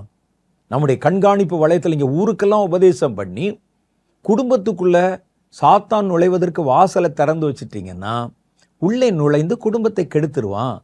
உங்களுடைய பந்தய பொருளை இழக்க பண்ணி விடுவான். கர்த்தருடைய வேதம் சொல்லுது, தன்னை வணங்கும் ஒரு சந்ததி அவனுக்கு வேண்டும். அந்த சந்ததிக்குரிய மனிதர்கள் நம்ம குடும்பத்திலேருந்து வரக்கூடாது. அப்போ குடும்பத்தை கண்ணும் கருத்துமா விசாரிங்க. உங்கள் பிள்ளைகளை கர்த்தருக்குள் நடத்துவதில் ரொம்ப கண்காணிப்போடு நடந்து கொள்ளுங்கள். இந்த கடைசி காலத்தில் தான் தனக்கு ஒரு சந்ததியை தீவிரமாய் சாத்தான் தேடிக்கொண்டிருக்கிறான் என்பதை மனதில் வைத்து கொள்ளுங்கள். அடுத்த 6வது காரியம் பாருங்க, கர்த்தத்துவத்தை பரியாசம் பண்ணுகிற ஒரு கூட்டம் அவனுக்கு வேணும் கடைசி நாட்களில். அதற்கு ஒரு சந்ததியை அவன் தேர்வு செய்கிறான். வேதம் அதை குறித்து தான் எச்சரித்து சொல்லுது. முதல்ல நீங்கள் அறிய வேண்டியது என்னன்னா, 2 பேதுருவின் புஸ்தகம் 3வது அதிகாரம் 3வது வாக்கியம். அதுல என்ன சொல்றாங்க? முதலாவது நீங்கள் அறிய வேண்டியது என்னவெனில், கடைசி நாட்களில் பரியாசக்காரர்கள் வந்து தங்கள் சுய இச்சைகளின்படியே நடந்து அவர் வருவார் என்று சொல்லுகிற வாக்குத்தத்தம் எங்கே? பிதாக்கள் நித்திரையடைந்த பின்பு சகலமும் சிருஷ்டிப்பின் தோற்றம் முதல் இருந்த வண்ணமாக இருக்கிறதே என்பார்கள். கடைசி காலத்துல ஒரு தலைமுறை வந்து கர்த்தருடைய வார்த்தைகளை, வசனத்தை, கர்த்தரை பரியாசம் என்ற ஒரு தலைமுறை வரும். அவர்கள் எழும்புவார்கள். இதை முதல்ல நீ அறிந்து கொள் என்று சொல்லுகிறார். கர்த்தத்துவத்தையும் கர்த்தருடைய திட்டங்களையும் ஒருவன் பரியாசம் பண்ணா அவன் கர்த்தரை குறித்து அறிந்தவனாகத்தானே இருக்கணும். அவன் அந்நிய மதத்தை சேர்ந்தவனோ மார்க்கத்தை சேர்ந்தவனோ இருக்காதில்ல. அவன் உள்ளே இருந்தவன் தானே, நம்முடைய குடும்பத்துக்குள்ளே ஒருவனாய் இருந்தவன் தானே. அவன் சொல்லுகிறான், கர்த்தரை கற்பித்தது யாரு? இதுக்கெல்லாம் என்ன பதில் இருக்கிறது? ஒரு தம்பி அப்படிதான் வந்து கேட்டான். அவருடைய தகப்பனார் ஒரு உலக பிரகாரமான வேலையும் செய்து கொண்டு ஊழியம் செய்கிறார். என் பையனுக்கு நிறைய கேள்வி இருக்குது, உங்கள்கிட்ட சில விஷயம் கேட்கணும்னு சொல்கிறான். அவனை சபைக்கு கூப்பிட்டா வரமாட்டான், ஊழியத்துக்கு கூப்பிட்டா வரமாட்டான்னு. அவன் என்னிடத்தில் ஒரு கேள்வி கேட்டான். அவன் சொன்னான், நாம செய்யாத ஒன்றை மற்றவர்கள் செய்யும்படி சொன்னா அது எப்படி ஏற்றுக்கொள்ள முடியுமான்னு கேட்டான். முடியாதுன்னு சொன்னேன். கர்த்தர் என்ன செய்கிறார்? உங்கள் சத்துருக்களை சிநேகியுங்கள் என்று சொல்லுகிறார். என் சத்துரு என்னுடைய நண்பனா இருக்கலாம், பக்கத்து வீட்டில் இருக்கலாம், என்னுடைய உறவினர்களில் ஒருவனாக இருக்கலாம். அவர்களை நேசியுங்கள், சபிக்கிறவர்களை ஆசீர்வதியுங்கள் சொன்னார். கர்த்தர் தன்னுடைய சத்துருவை நேசிச்சிருக்கிறாரான்னு கேட்டான். அப்போ நான் சொன்னேன், முற்காலத்தில் மனதில் சத்துருக்களாக இருந்த உங்களை கிறிஸ்து தம்முடைய இரத்தத்தினாலே கழுவி. இல்லை, நான் அதை சொல்லலை. அவருடைய நேரடி சத்துரு யாரு? சாத்தான் தானே. சாத்தானே அவர் நேசிச்சாரா? சாத்தானே அவர் மன்னிச்சாரா? பாருங்க. அப்ப அவர் மன்னிக்காத ஒன்றை தன்னுடைய விரோதியை நேசிக்காத ஒருவர் என்னை விரோதியை நேசின்னு எப்படி சொல்லலாம்? எனக்கு இந்த வார்த்தைகளில், கர்த்தருடைய காரியத்தில் எனக்கு எந்த விதமான உடன்பாடும் கிடையாது. அவன் யாரு? கிறிஸ்தவ குடும்பத்தில் 3 தலைமுறை கிறிஸ்தவ குடும்பத்தில் பிறந்து ஞானஸ்நானம் எடுத்து கிறிஸ்தவ பேர் வச்சு கிறிஸ்தவ குடும்பத்தில் வளர்ந்து வேதத்துக்கு பரிட்சயமாக இருந்து கேள்வி, கர்த்தர் ஏன் அப்படி செய்யல? கர்த்தர் ஏன் இப்படி செய்யல? இந்த வசனத்தில் தப்பு இருக்குது. கர்த்தர் ஏன் அப்படி நடந்து கொண்டார்? ஏன் ஜனங்களை அழித்தார்? ஒட்டுமொத்த ஜனங்களை ஏன் அழித்தார்? இப்படிலாம் பல கேள்வி. இந்த கடைசி காலத்தில் பரியாசக்காரர் வந்து இது ஒரு உதாரணம் சொல்லியிருக்கிறாங்க. வருவேன் என்று சொன்னாரே, அதற்கு என்ன அடையாளம் இருக்கு? எல்லாம் அப்படி தானே இருக்குது அப்படின்னு பரியாசக்காரர் பேசுவாங்க. அவர்கள் இதை மாத்திரம் பேச மாட்டாங்க. அவர்கள் வேதத்தில் இருக்கிற மகத்துவங்களை தூஷித்து பரியாசம் பண்ணுவாங்க. அவன் எங்கிருந்து வரப்போறான்? கர்த்தருடைய ஒரு கிறிஸ்தவ குடும்பத்திலேருந்து தான் வருவான், சபையிலிருந்து தான் வருவான், ஒரு கிறிஸ்தவனுடைய வீட்டில் வளர்ந்தவனாய்த்தான் இருப்பான், வேதத்துக்கு பரிச்சயமானவனாய்த்தான் இருப்பான். அப்படிப்பட்ட ஒரு பரியாச சந்ததி கடைசி காலத்தில் சாத்தானுக்கு தேவைப்படுகிறது. அவர்கள் எழும்ப போகிறார்கள். அதில் உங்கள் குடும்பத்தில் யாரும் இருந்துடக்கூடாது. கர்த்தரை தூஷிக்கவும், பரியாசம் பண்ணவும், கர்த்தருடைய வசனத்தை ஏளனம் பண்ணவும், பரிசுத்த ஆவியானவரை ஏளனம் பண்ணவும் யாராவது நியமிக்கப்பட்டிருந்தா அது நம்முடைய குடும்பத்திலிருந்து ஒருவனாக இருக்க வேண்டுமா? அதனால தான் வேதம் சொல்லுது, இப்படி சாத்தான் பல திட்டங்களை கடைசி கால சந்ததி மேலே வச்சிருக்கிறதுனால நீங்கள் உங்கள் குடும்பத்தை விசாரிக்கிறதுல கவனமாயிருங்கள். நீங்கள் குடும்பத்தை கவனிக்காமல் விசாரிக்காமல் விட்டுட்டா உங்கள் குடும்பத்திலிருந்து அவிசுவாசி எழும்பி விடுவான். உங்கள் குடும்பத்திலிருந்து கர்த்தரை ஏளனம் பண்ணுகிறவன் எழும்பி விடுவான். சாத்தானை வணங்குகிறவன் எழும்பி விடுவான். கர்த்தருடைய ஜனங்களை கொலை செய்கிறவன் எழும்பி விடுவான். அவன் எழும்புவதற்கு நீ காரணமாக இருக்கிறதுனால நீ அவிசுவாசிலும் கேடு கெட்டவனாகவும் நீ கர்த்தருடைய விசுவாசத்தை மறுதலித்தவனுமாக கருதப்படுவாய். அவ குடும்பத்தை உன்கிட்டத்தானே கொடுத்தேன், அவர்களை பார்த்து கொள்ளவும், பராமரிக்கவும், விசாரிக்கவும், அவங்க என்ன செய்கிறாங்க என்பதை கவனிக்கவும் அதுக்கு தானே உன் கையில் கொடுத்தேன். அப்போ அவைகளை செய்யாவிட்டால் ஒரு சந்ததியும் ஒரு தலைமுறையும், ஒரு கெட்டுப்போன தலைமுறை உன் குடும்பத்திலிருந்து வருவதற்கு யார் காரணம்? நீ தானே காரணம் கர்த்தர் கேட்கிறார். ஆகவே உங்கள் குடும்பத்தை கண்ணும் கருத்துமாக கவனியுங்கள். உங்கள் குடும்பத்திலிருந்து ஒரு பரியாசக்காரன், ஒரு கொலைகாரன், கர்த்தருக்கு விரோதமாய் காரியங்களை செய்கிறவன், சாத்தானை நமஸ்கரிக்கிறவன் சேவிக்கிறவன், சாத்தானுக்கு சிலை செய்கிறவன், சாத்தானுடைய சேனையில நின்று கர்த்தருக்கு எதிராய் புறப்படுகிறவன் நம்ம குடும்பத்திலிருந்து எழும்பவே கூடாது. அவ குடும்பத்தை நீங்கள் கண்ணும் கருத்துமாய் பாதுகாக்கணும். குழந்தை பிராயத்திலிருந்தே உங்கள் பிள்ளைகள் மேல உங்கள் கண்களை வைத்து கொள்ளணும். ஒரு பழமொழி சொல்லுவாங்க, ஒரு நல்ல தாய் தன் மகனை சந்தேகப்படுவாள். ஒரு நல்ல தாய் தன் மகனை சந்தேகப்படுவாள். அவன் சொல்றதெல்லாம் வேத வாக்கு நினைச்சுக்கிட்டு இருந்தா அந்த குழந்தை எங்க போறான் என்ன செய்றான் என்பதை கண்காணிக்காமல் இருந்தால் அந்த குழந்தை உங்களுடையது அல்ல. அது பொல்லாதவனுடைய கையில போய் மாட்டிக்கொள்ளும். ஆகவேதான் வேதம் சொல்லுது, குடும்பத்தை நடத்தும்படிக்கு அழைக்கப்பட்டவர்கள், குடும்பத்தை நடத்தி கொண்டு போகிறவர்கள் குடும்பத்தை கண்காணித்து கொண்டே இருங்க, குடும்பத்தை விசாரிங்க, குடும்பத்தில் ஒவ்வொரு கிரிகள் என்ன வருகிறது கண்காணிங்க, பாருங்க. அதுதான் கர்த்தருடைய வேதம் சொல்லுது. யூதாவின் புஸ்தகம் 1 அதிகாரம் 17-18 சொல்லுது பாருங்க. நீங்களோ பிரியமானவர்களே, நம்முடைய கர்த்தராகிய இயேசு கிறிஸ்துவின் அப்போஸ்தலரால் முன் சொல்லப்பட்ட வார்த்தைகளை நினைவு கூறுங்கள். என்ன சொன்னாங்க? கடைசி காலத்துல தன் துன்மார்க்கமான இச்சைகளின்படி நடக்கிற பரியாசக்காரர்கள் தோன்றுவார்கள் என்று உங்களுக்கு சொன்னார்களே, இவர்கள் பிரிந்து போகிறவர்களும். அப்ப அந்த பரியாசக்காரன் பிரிந்து போகிற, எங்கிருந்து பிரிந்து போகிறவன்? அவன் கர்த்தருடைய குடும்பத்துல பிறந்தான், விசுவாச குடும்பத்துல தான் உள்ளே இருந்தான். அவனை பரியாச பண்ணுவதற்காக சாத்தான் பிரித்த போது அவன் விசுவாச மார்க்கத்தை விட்டும் தேவனுடைய நடத்தலை விட்டும் பிரிந்து போனான். அவர்கள் பிரிந்து போகிறவர்களும் ஜென்ம சுபாவத்தாரும் ஆவி இல்லாதவர்களுமாமே என்று எழுதியிருக்கிறது. அடுத்து கடைசியா ஒரு காரியம் பாருங்களேன். நிர்விசாரமான ஒரு தலைமுறையை எழுப்புவது சாத்தானுடைய நோக்கத்துல ஒன்று. கடைசி கால தலைமுறை டோன்ட் கேர் அப்படி இருக்கும். நிர்விசாரம், ஜெபம் அதெல்லாம் எங்களுக்கு தேவையில்லைங்க, பைபிள் அதெல்லாம் எங்களுக்கு தேவையில்லை. ஏதோ ஞாயிற்றுக்கிழமை கொஞ்ச நேரம் வருகிறோம், உட்காருகிறோம், போகிறோம், மற்ற நேரம் முழுவதும் எங்களுக்கு நேரமே இருக்கிறது இல்லை. பெற்றோரே அவங்களை என்கரேஜ் பண்ணுவாங்க, பரவாயில்ல நீ ஒரு ஞாயிற்றுக்கிழமை கொஞ்ச நேரம் வந்துட்டு போனா போதும், மற்ற நேரத்தில் உன்னுடைய பாட புஸ்தகத்தை எடுத்து படி, அதை செய், இதை செய், அங்கே போ, இங்கே போ, இந்த பரீட்சை எழுது, இந்த பரீட்சை எழுதுன்னு சொல்லி பிள்ளைகளை அப்படியே துரத்திக்கிட்டே இருப்பாங்க. ஒரு காரியத்தை நீங்கள் ஞாபகத்தில் வச்சுக்கிறணும், கர்த்தருடையதை கர்த்தருக்கும் ராயனுடையதை ராயனுக்கும் கொடுக்கணும். ஒரு நேரத்தில் ஒரு நாளில் கர்த்தருக்குரிய நேரத்தை கர்த்தருக்கு கொடுங்க. உலக காரியங்களுக்கு கொடுக்கிற நேரத்தை அந்த காரியங்களுக்கு கொடுங்க, உங்களுடைய கடமைகளுக்கு கொடுங்க. எல்லா நேரத்தையும் உங்களுடைய கடமைகளால் நிரப்பிக்கொண்டு கர்த்தருடைய காரியத்தில் நீங்கள் ஓட்டை விட்டுட்டீங்கன்னா டோட்டலாக எல்லாம் ஸ்பாயிலாக போயிடும். பாருங்களேன், ஒரு நிர்விசாரமான சந்ததி. இப்போது இருக்கிற வாலிபர்களை பார்த்துருக்கிறீங்களா? பெரும்பகுதியான வாலிபர்கள், எல்லாரையும் சொல்லலை, பெரும்பகுதியான வாலிபர்கள் டோன்ட் கேர் டைப், நிர்விசாரம். அதெல்லாம் பார்த்துக்கலாம்.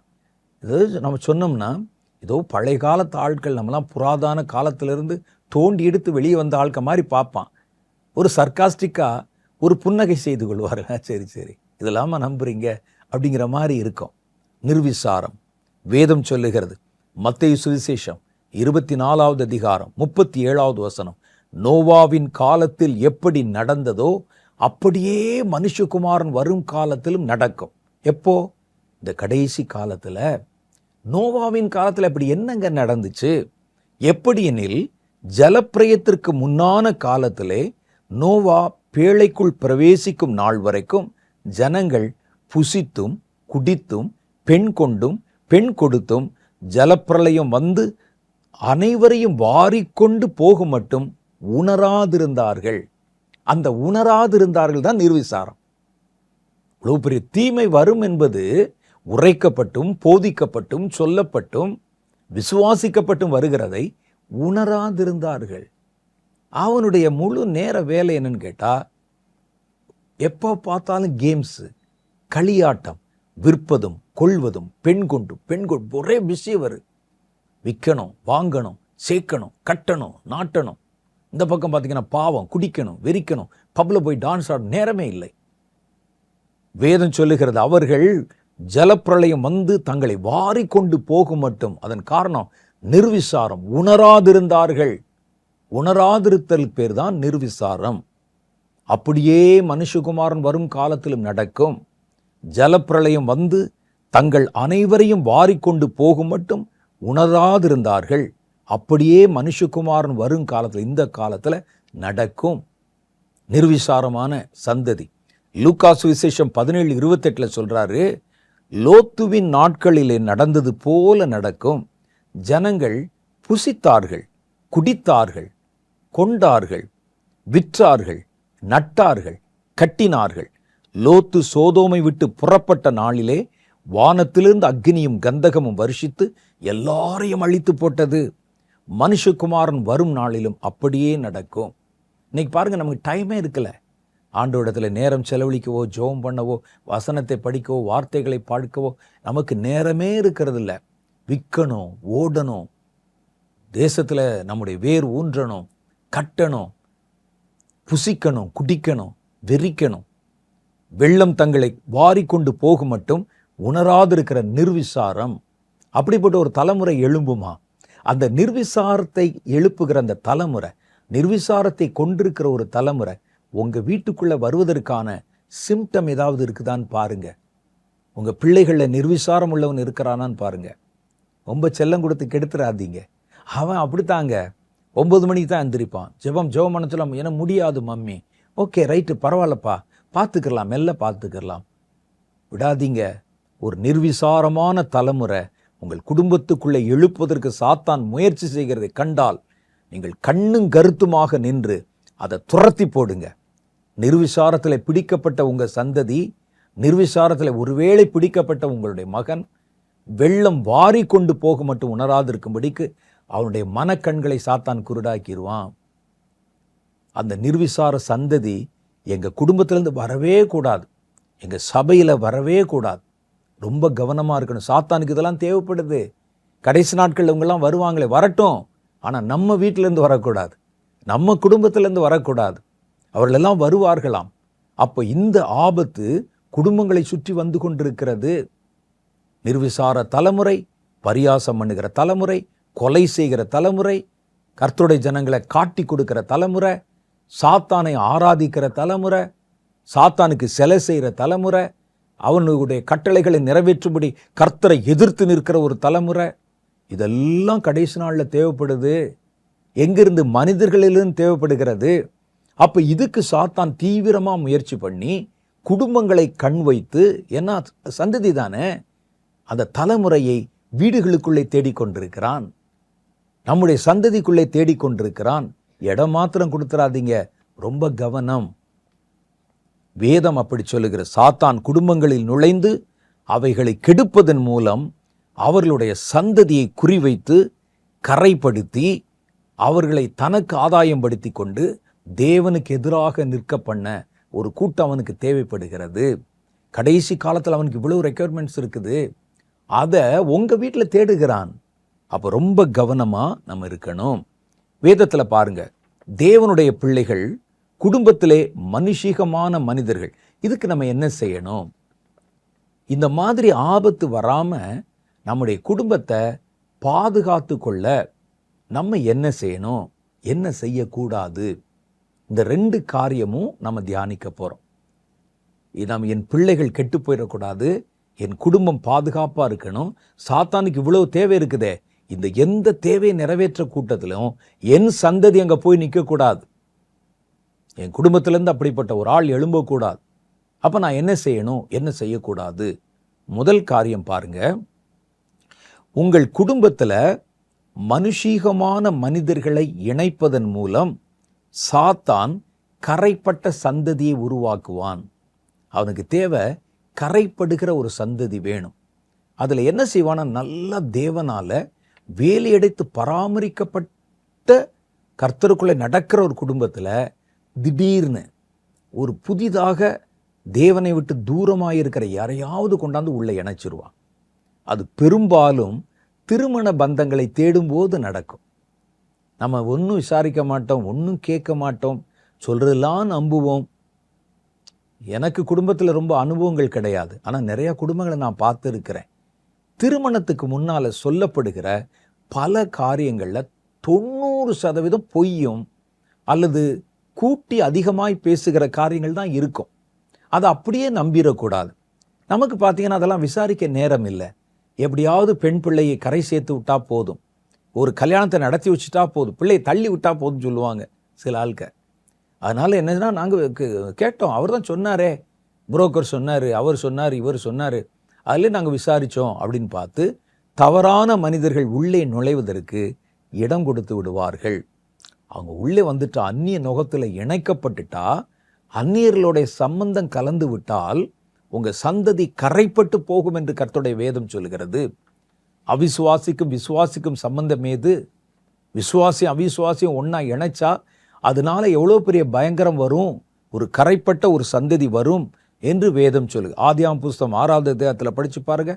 பூமியிலே மனுஷர் பெருக துவங்கி அவர்களுக்கு குமாரத்திகள் பிறந்த போது தேவகுமாரர் மனுஷ குமாரத்திகளை அதிக சௌந்தரியம் உள்ளவர்கள் என்று கண்டு அவர்களுக்குள்ளே அவர்கள் பெண்களை தெரிந்து கொண்டார்கள்.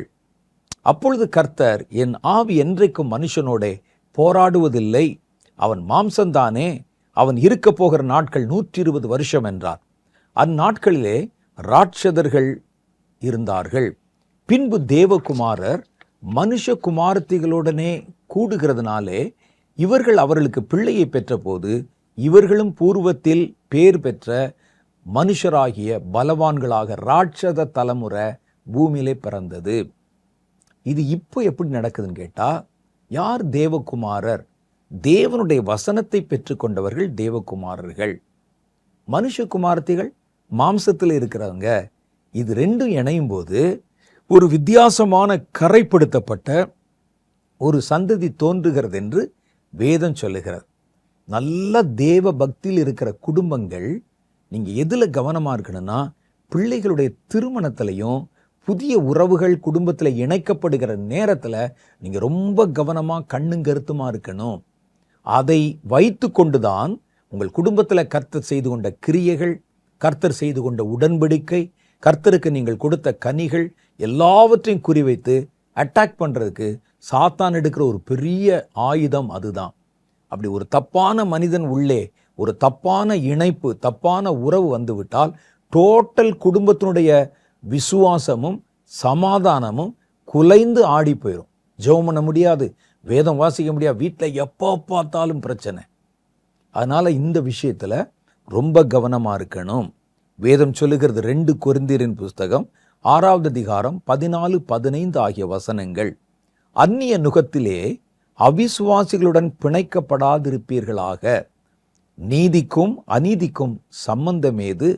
ஒளிக்கும் இருளுக்கும் ஐக்கியமேது? கிறிஸ்துவுக்கும் அந்த பேலியாளுக்கும் இசைவேது? அவிசுவாசியினுடனே விசுவாசிக்கு பங்கேது? அப்போ அந்த மாதிரி ஒரு இணைப்புகள், புதிய உறவுகள் குடும்பத்தில் சேர்க்கப்படுகிற நேரங்கள் வரும்போது நீங்கள் ரொம்ப ஸ்பெஷல் கேர் எடுத்து 10 தடவை அலைஞ்சு பார்த்து அது சரியாக இருக்குமான்னு பார்க்கணும். ஏன்னா கர்த்தர் உங்களை வழிநடத்துகிற விதங்கள், கர்த்தர் உங்களுக்கு தருகிற காரியங்கள் எவ்வளவோ உங்களை வழிநடத்தி கொண்டு வரும்போது சாத்தான் தந்திரமாக உள்ளே நுழைந்து குடும்பத்தினுடைய சீரை குலைப்பதற்கு முயற்சி பண்ணுவான். இது ஒன்று. அப்போ இந்த விஷயங்களில் கவனமாக நீங்கள் நடந்து கொள்ளணும். 2வது காரியம் பாருங்க, குடும்பத்திலே பல பிரிவினைகளை கொண்டு வருவது சாத்தானுடைய தந்திரம். குடும்பங்களை தனித்தனியாக பிரிக்கணும். பிரிச்சுட்டா ஒவ்வொருவரையும் வித்தியாசமாக நடத்தி கர்த்தரை விட்டு தூரமாக்கி விட வேண்டும். முதல்ல அவன் செய்த காரியமே பிரிவினையை கொண்டு வருவதுதான். சாத்தான் தேவனுக்கும் மனிதனுக்கும் இடையில் இருக்கிற உறவை பிரித்தான். பாவம் செய்ய வச்சு ஆதாமையும் ஏவாளையும் கர்த்தரிடத்திலிருந்து பிரித்தான். அவர்கள் ஏதேனிலிருந்து பிரிக்கப்பட்டார்கள். 2வது பாருங்க, அவர்களுக்கு குழந்தை பிறந்த போது 2 குழந்தையில ஒன்றை ஒன்று விரோதிக்கும்படிக்கு பிரித்தான். பிரித்து ஒருவனை கொலை செய்து விட்டான், ஒருவனை குடும்பத்தை விட்டே துரத்தி விட்டான். பாருங்க, 2 பிள்ளைகளில் ஒரு பிள்ளை செத்து போயிட்டான், ஒரு பிள்ளை தேசாந்திரியாய் குடும்பத்தை விட்டு போய்விட்டான். இந்த பிரிவினையின் சக்தி, பிரிவினையின் ஆவி உள்ளே நுழைந்து விடாதபடிக்கு நீங்கள் ரொம்ப கவனமாக இருக்கணும். கர்த்தருடைய பிள்ளைகளிடத்திலிருந்து நம்மை பிரிக்க சாத்தான் முயற்சி பண்ணும்போது கவனமாக இருக்கணும். லோத்துவின் குடும்பத்தை, லோத்துவும் ஆபிரகாமும் ஒரே குடும்பத்தை சேர்ந்தவங்க. லோத்தினுடைய தகப்பனும் ஆபிரகாமும் ஒன்றா கூட பிறந்தவங்க. 2 பேரும் குடும்பமா அவங்க புறப்பட்டு போறாங்க. வாக்குத்தத்தத்தை பெற்றுக்கொண்ட ஆபிரகாமோடு கூட இணைந்து போகிறார். போகும்போது பாருங்களேன், ஒரு பிரிவினையின் ஆவி உள்ள வருது. 2 பேருக்கும் நல்ல செல்வம் சேர்ந்து விட்டது, சந்தோஷம் தானே. ஆனால் அவர்கள் கூட இருக்கிற மந்தை மேய்ப்பர்களுக்குள்ள ஆடு மாடுகளை மேய்க்கிறதுக்கு மேய்ச்சல் இடங்கள் சம்பந்தமா பல பிரச்சனைகள் வருகிறது. அவங்க சண்டை போடுறாங்க. உடனே 2 பேரும் ஒன்றாய் கூடிக்கொண்டு, நம்ம இனிமேல் 2 பேரும் சேர்ந்து இருக்க முடியாது, நீ வலது பக்கம் போனா நான் இடது பக்கம் போறேன், நீ கிழக்க போனா மேற்க போறேன்னு சொன்னாங்க. அவர் 2 பேரும் பிரிஞ்சு போனாங்க. பிரிந்து போன போது லோத்து செழிப்பான தேசத்தை குறிவைத்து அவன் கடந்து போனான். லோத்துனுடைய குடும்பம் அலசடிப்பட்டு அவமானப்பட்டு பெற்றதெல்லாம் இழந்து கட்டின துணியோட அந்த தேசத்திலிருந்து துரத்தப்பட்டு ஓடி வந்ததை பார்க்கிறோம். பிரிவினை பொல்லாதது. குடும்பங்களுக்கு நடுவில் பிரிவினை, அது எதன் மூலம் வரலாம்? சொத்து நிமித்தம் வந்தது. இங்கே பாருங்கள், பிரிவினைகள் எதன் மூலம் உள்ளே வரலாம். பிரிவினைக்கு மாத்திரம் குடும்பத்தில் இடம் கொடுத்துடாதீங்க, ரொம்ப கவனமாக இருங்கள். அதை வேதம் சொல்லுகிறது. பெற்றோரும் பிள்ளைகளும் எப்படி நடந்து கொள்ள வேண்டும், என்ன செய்யணும்? முதல் காரியம் பாருங்க, உங்கள் பிள்ளைகளை நடத்துவதில் கவனமாக இருங்கள். எப்படி நடத்தணும்? உங்களுக்கு ஒன்றுக்கு மேற்பட்ட பிள்ளைகள் இருந்தால், ஒன்றுக்கு மேற்பட்ட ஒரு 2 பிள்ளை 3 பிள்ளை இருந்தால், நாங்கள் எங்கள் குடும்பத்தில் என் கூட ஒன்றாய் பிறந்தவர்கள் 4 பேர், என்னை சேர்த்து 5 பேர். சில குடும்பங்களில் 5 பேர் 4 பேர் இருந்தால் நீங்கள் ரொம்ப கவனமாக இருக்கணும். குடும்பத்தில் ஒன்றுக்கு மேற்பட்ட பிள்ளைகள் இருந்தால் ஒருவரை நேசித்து ஒருவருக்கு ஒரு பட்சபாதம் காட்டாதீங்க. ஒன்று போல நேசியுங்கள். 5 பேர் இருந்தாலும் 5 பேரை ஒன்றா நேசிங்க. 2 பேர் இருந்தாலும் ஒன்றா நேசிங்க. அப்படி நேசிக்காமல் நீங்கள் ஒருவருக்கும் ஒருவர் பட்சபாதம் பார்த்தா அது ஜென்ம பகையா மாறி அந்த சந்ததிக்குள்ள அது நிரந்தர பகையாய் வந்து விழுந்து விடும். வேதத்தில் அதற்கு உதாரணம் இருக்கிறது. ஒருவரை நேசித்து ஒருவரை அலட்சியப்படுத்தினால் அது பெற்றோருக்கு மாத்திரமல்ல, அந்த சந்ததிக்கே பெரிய பகையையும் பாதிப்பையும் கொண்டு வந்து விடும். ஆதியாம புஸ்தகம் 37வது அதிகாரம் 3 சில வசனங்களை வாசித்து பார்க்கிறீர்கள். இஸ்ரவேலின் முதிர் வயதிலே, யாக்கோபுடைய முதிர் வயதிலே யோசேப்பு தனக்கு பிறந்ததினால் இஸ்ரவேல் தன் குமாரர் எல்லாரிலும் அவனை அதிகமாய் நேசித்து அவனுக்கு பலவர்ணமான அங்கியை செய்வித்தான். அவருக்கு இருக்கிற பிள்ளைகளை கடைசியாக பிறந்ததுனால யோசேப்பை மாத்திரம் ரொம்ப விசேஷமாக கவனித்து ஒரு பலவர்ண அங்கி, அந்த காலத்தில் பலவர்ண அங்கியை இந்த மந்தை மேய்க்கிற குடும்பங்கள் நடுவில் பலவர்ண அங்கியை தகப்பன் ஒரு பிள்ளைக்கு கொடுத்தா அவனுக்கு புத்திர பாகத்தில் 2 பங்கு சொத்தை தரப்போகிறான் என்று அர்த்தம். அந்த பலவர்ண அங்கியை செய்வித்தான். அவனுடைய சகோதரர் எல்லாரிலும் அவனை தங்கள் தகப்பன் அதிகமாய் நேசிக்கிறதை அவன் காமிச்ச போது அவன் சகோதரர் கண்டபோது அவனோட பட்சமாய் பேசாமல் அவனை பகைத்தார்கள். இப்போ இந்த பகை வந்ததுக்கு யார் காரணம்னு நீங்கள் நினைக்கிறீங்க? தகப்பன் தான் காரணம். அந்த ஒரு பையனை மாத்திரம் செல்லமாக வைத்து கொண்டு மற்றவர்களுக்கு செய்யாமல் அவனை மாத்திரம் பார்த்து பட்சபாதம் காமிச்ச போது மற்றவருடைய மனசில் பொறாமை, பகை வந்தது. இந்த பகை எவ்வளோ நாள் நீடிச்சது பாருங்களேன். அடுத்து பிள்ளைகள் சின்ன சின்ன தவறுகளை செய்யும்போது அந்த தவறுகளுக்கு சப்பக்கட்டு கட்டிடாதீங்க, அதை அலட்சியப்படுத்திடாதீங்க. ரொம்ப கவனமாயிருந்து அது ஆரம்பத்தில் வரும்போதே தடை செய்து விடுங்கள். பிள்ளையினுடைய மனதிலே மதியினம் ஒட்டி இருக்கும், தடை செய்து விடுங்கள். யாக்கோபு என்ன செய்தார் தெரியுமா? யோசேப்பு என்ன செய்வாராம், தன் சகோதரர்களை பற்றி அவங்க அப்பாட்ட கோல் சொல்லி கொடுத்து கொண்டே இருப்பார், போட்டு கொடுத்துட்டே இருப்பார். நேற்று அவன் என்ன சேர்ந்ததுமா ரூபன், நேற்று இவர் என்ன செய்தார் தெரியுமா அப்படின்னு ஓடி வந்து அப்பாட்ட சொல்லுவார். அப்பா என்ன செஞ்சிருக்கணும், இந்த குணத்தை வளர விட்டுருக்க கூடாது. சொல்லணும், உங்கள் சகோதரர் தானே, நான் பார்த்துக்கிறேன்ப்பா, நீ உன் வேலையை பாருன்னு சொல்லணும். இவர் சொன்ன உடனே அதுக்கு அப்படியே அவர் ரியாக்ட் பண்ண ஆரம்பிப்பார். அதெல்லாம் பார்த்தபோது அவன் செய்கிற ஒரு சின்ன தவறு, தன் சொந்த சகோதரர்களை பற்றி தகப்பனத்தில் போட்டு கொடுக்கிற அந்த கோள் சொல்லுகிறதை அவர் என்கரேஜ் பண்ணனால தான் சகோதரர்களுக்கு நடுவில் மற்றவங்கெல்லாம் பாருங்க ஒன்றா இருந்தாங்க. யோசேப்பை ஜென்ம பகையாய் பகைத்தார்கள். ஆதியாகமம் புஸ்தகம் 37வது அதிகாரம் 2வது வசனத்தில் சொல்லுகிறது, யாக்கோபுடைய சந்ததியின் வரலாறு. யோசேப்பு 17 வயதிலே தன் சகோதரருடனே ஆடுகளை மேய்த்து கொண்டிருந்தான்.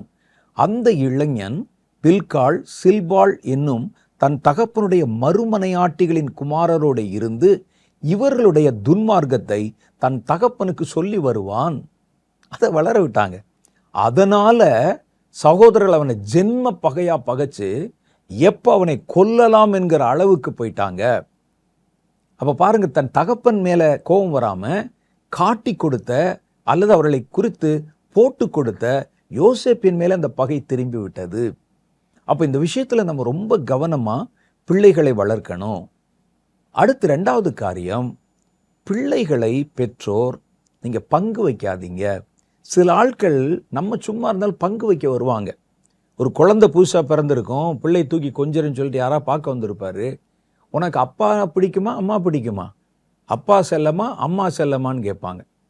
உடனே பிள்ளை சொல்ல, எனக்கு அப்பாவை தான் பிடிக்கும், எனக்கு அம்மாவை தான் பிடிக்கும். இல்லை இல்லை, அவர்கள் 2 பேரையும் நேசிக்கணும்.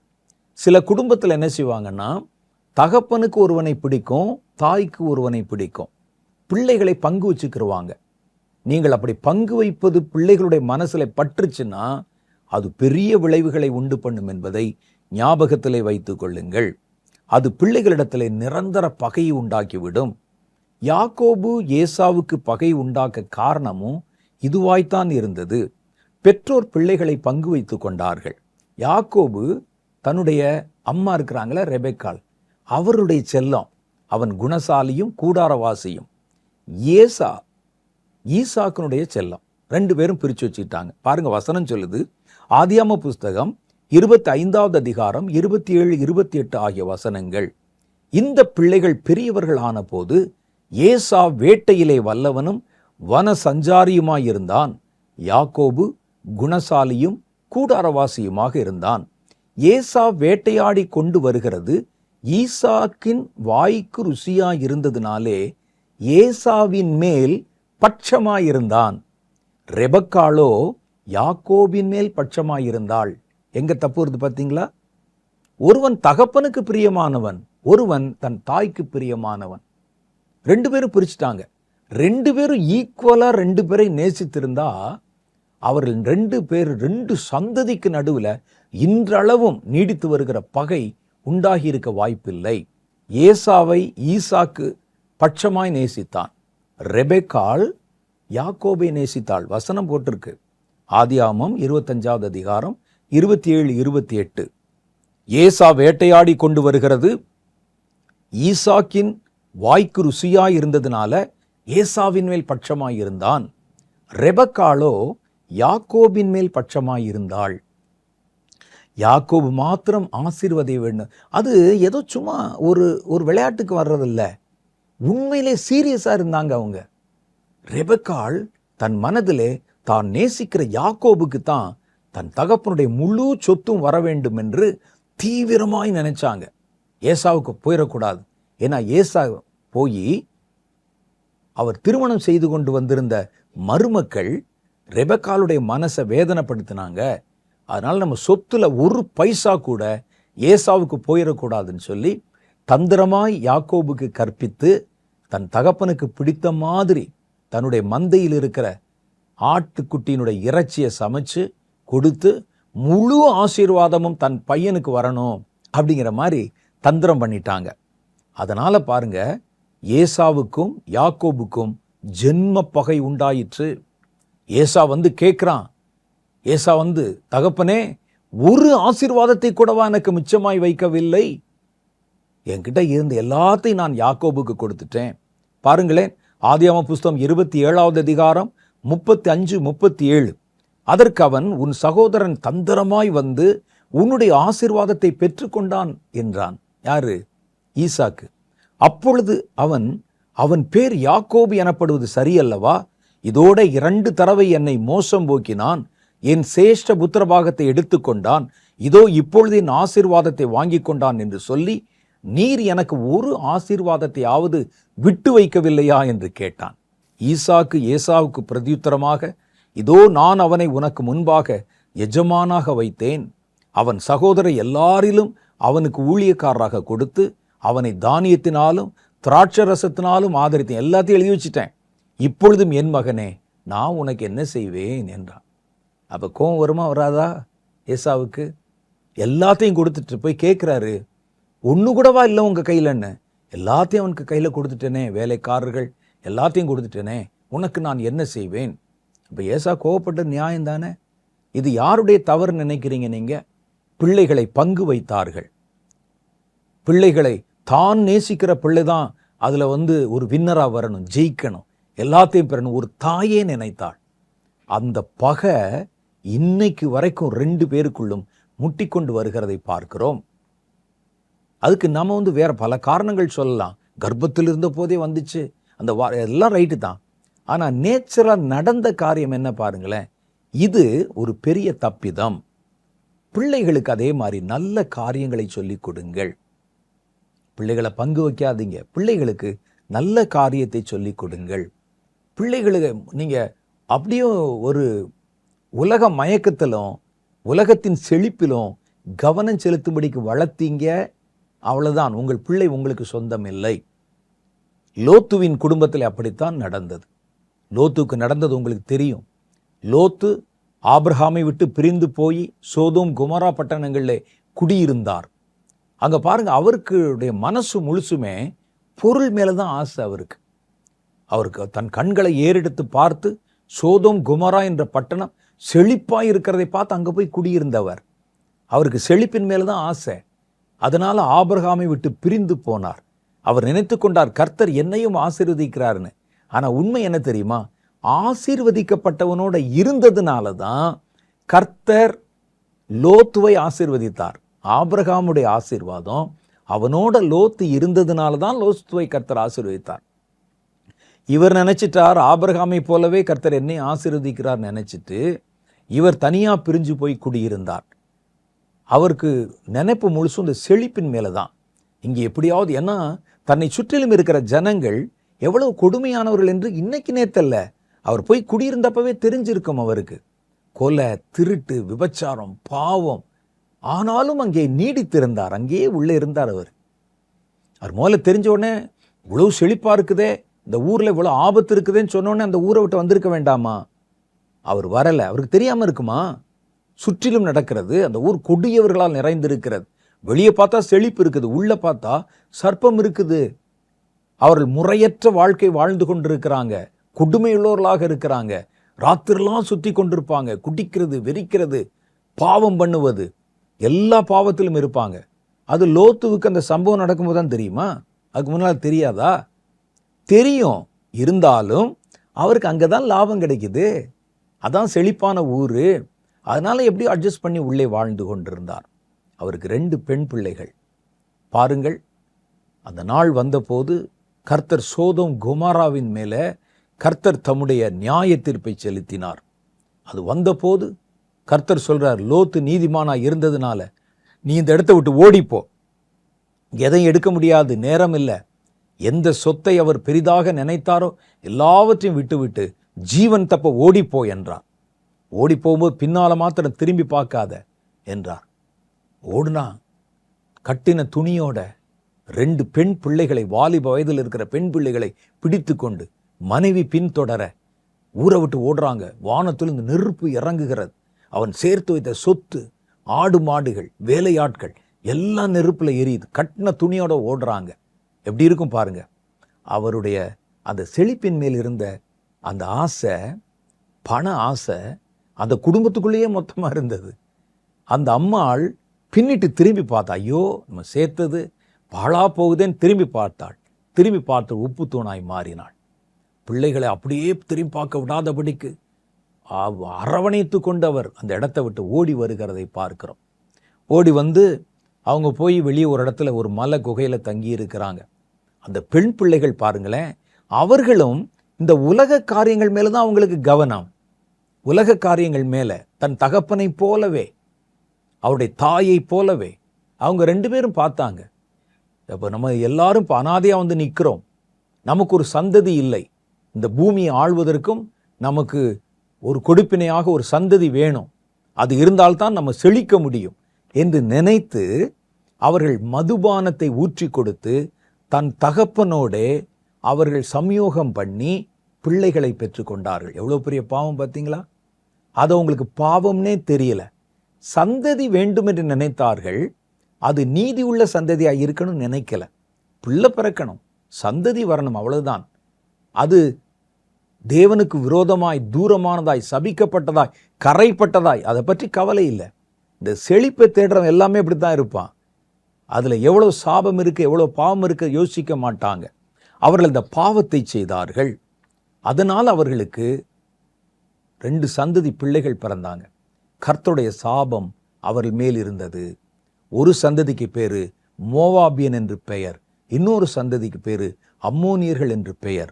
கர்த்தருடைய வேதம் சொல்லுது, உபாம புஸ்தகம் 23வது அதிகாரம் 2வது வசனத்துல, அம்மோனியர்களும் மோவாபியர்களும் 1000 தலைமுறை மட்டும் தேவனுடைய ஆலயத்துக்குள்ளே நுழையக்கூடாது. கர்த்தர் ஒரு சாபத்தை கொடுத்து விட்டார். பாருங்க, சந்ததி வரணும்னு நினைச்சாங்க. அந்த சந்ததி தேவனுக்கு ஏற்ற பரிசுத்த சந்ததியா இருக்குன்னு நினைக்கல. இதுதான் அந்த பாவம். அப்ப பிள்ளைகளுக்கு எது நல்லது எது கெட்டதுன்னு சொல்லி கொடுங்க. அந்த பிள்ளைகள் தன் தகப்பனோட பாவம் செய்து பிள்ளைகளை பெறலாம் என்பது எவ்வளவு பெரிய பாவம்னு லோத்து சொல்லி கொடுக்கலையா அவருக்கு? லோத்துக்கு தேவனை தெரியாதா? அப்ப அவர் என்ன செய்து கொண்டிருந்தார் அந்த ஊர்ல? தன் பிள்ளைகள் வாலிப வயதில் வர்ற வரைக்கும் என்ன செய்து கொண்டிருந்தார்? அடுத்து, பிள்ளைகளுடைய தவறுகளுக்கு துணை போகாதிருங்கள். உங்க பிள்ளைகள் தப்பு செஞ்சாங்கன்னா தப்பு தான், துணை போகாதிருங்கள். ஏலி தன் பிள்ளைகளை கர்த்தரை விட மதித்தானாம்.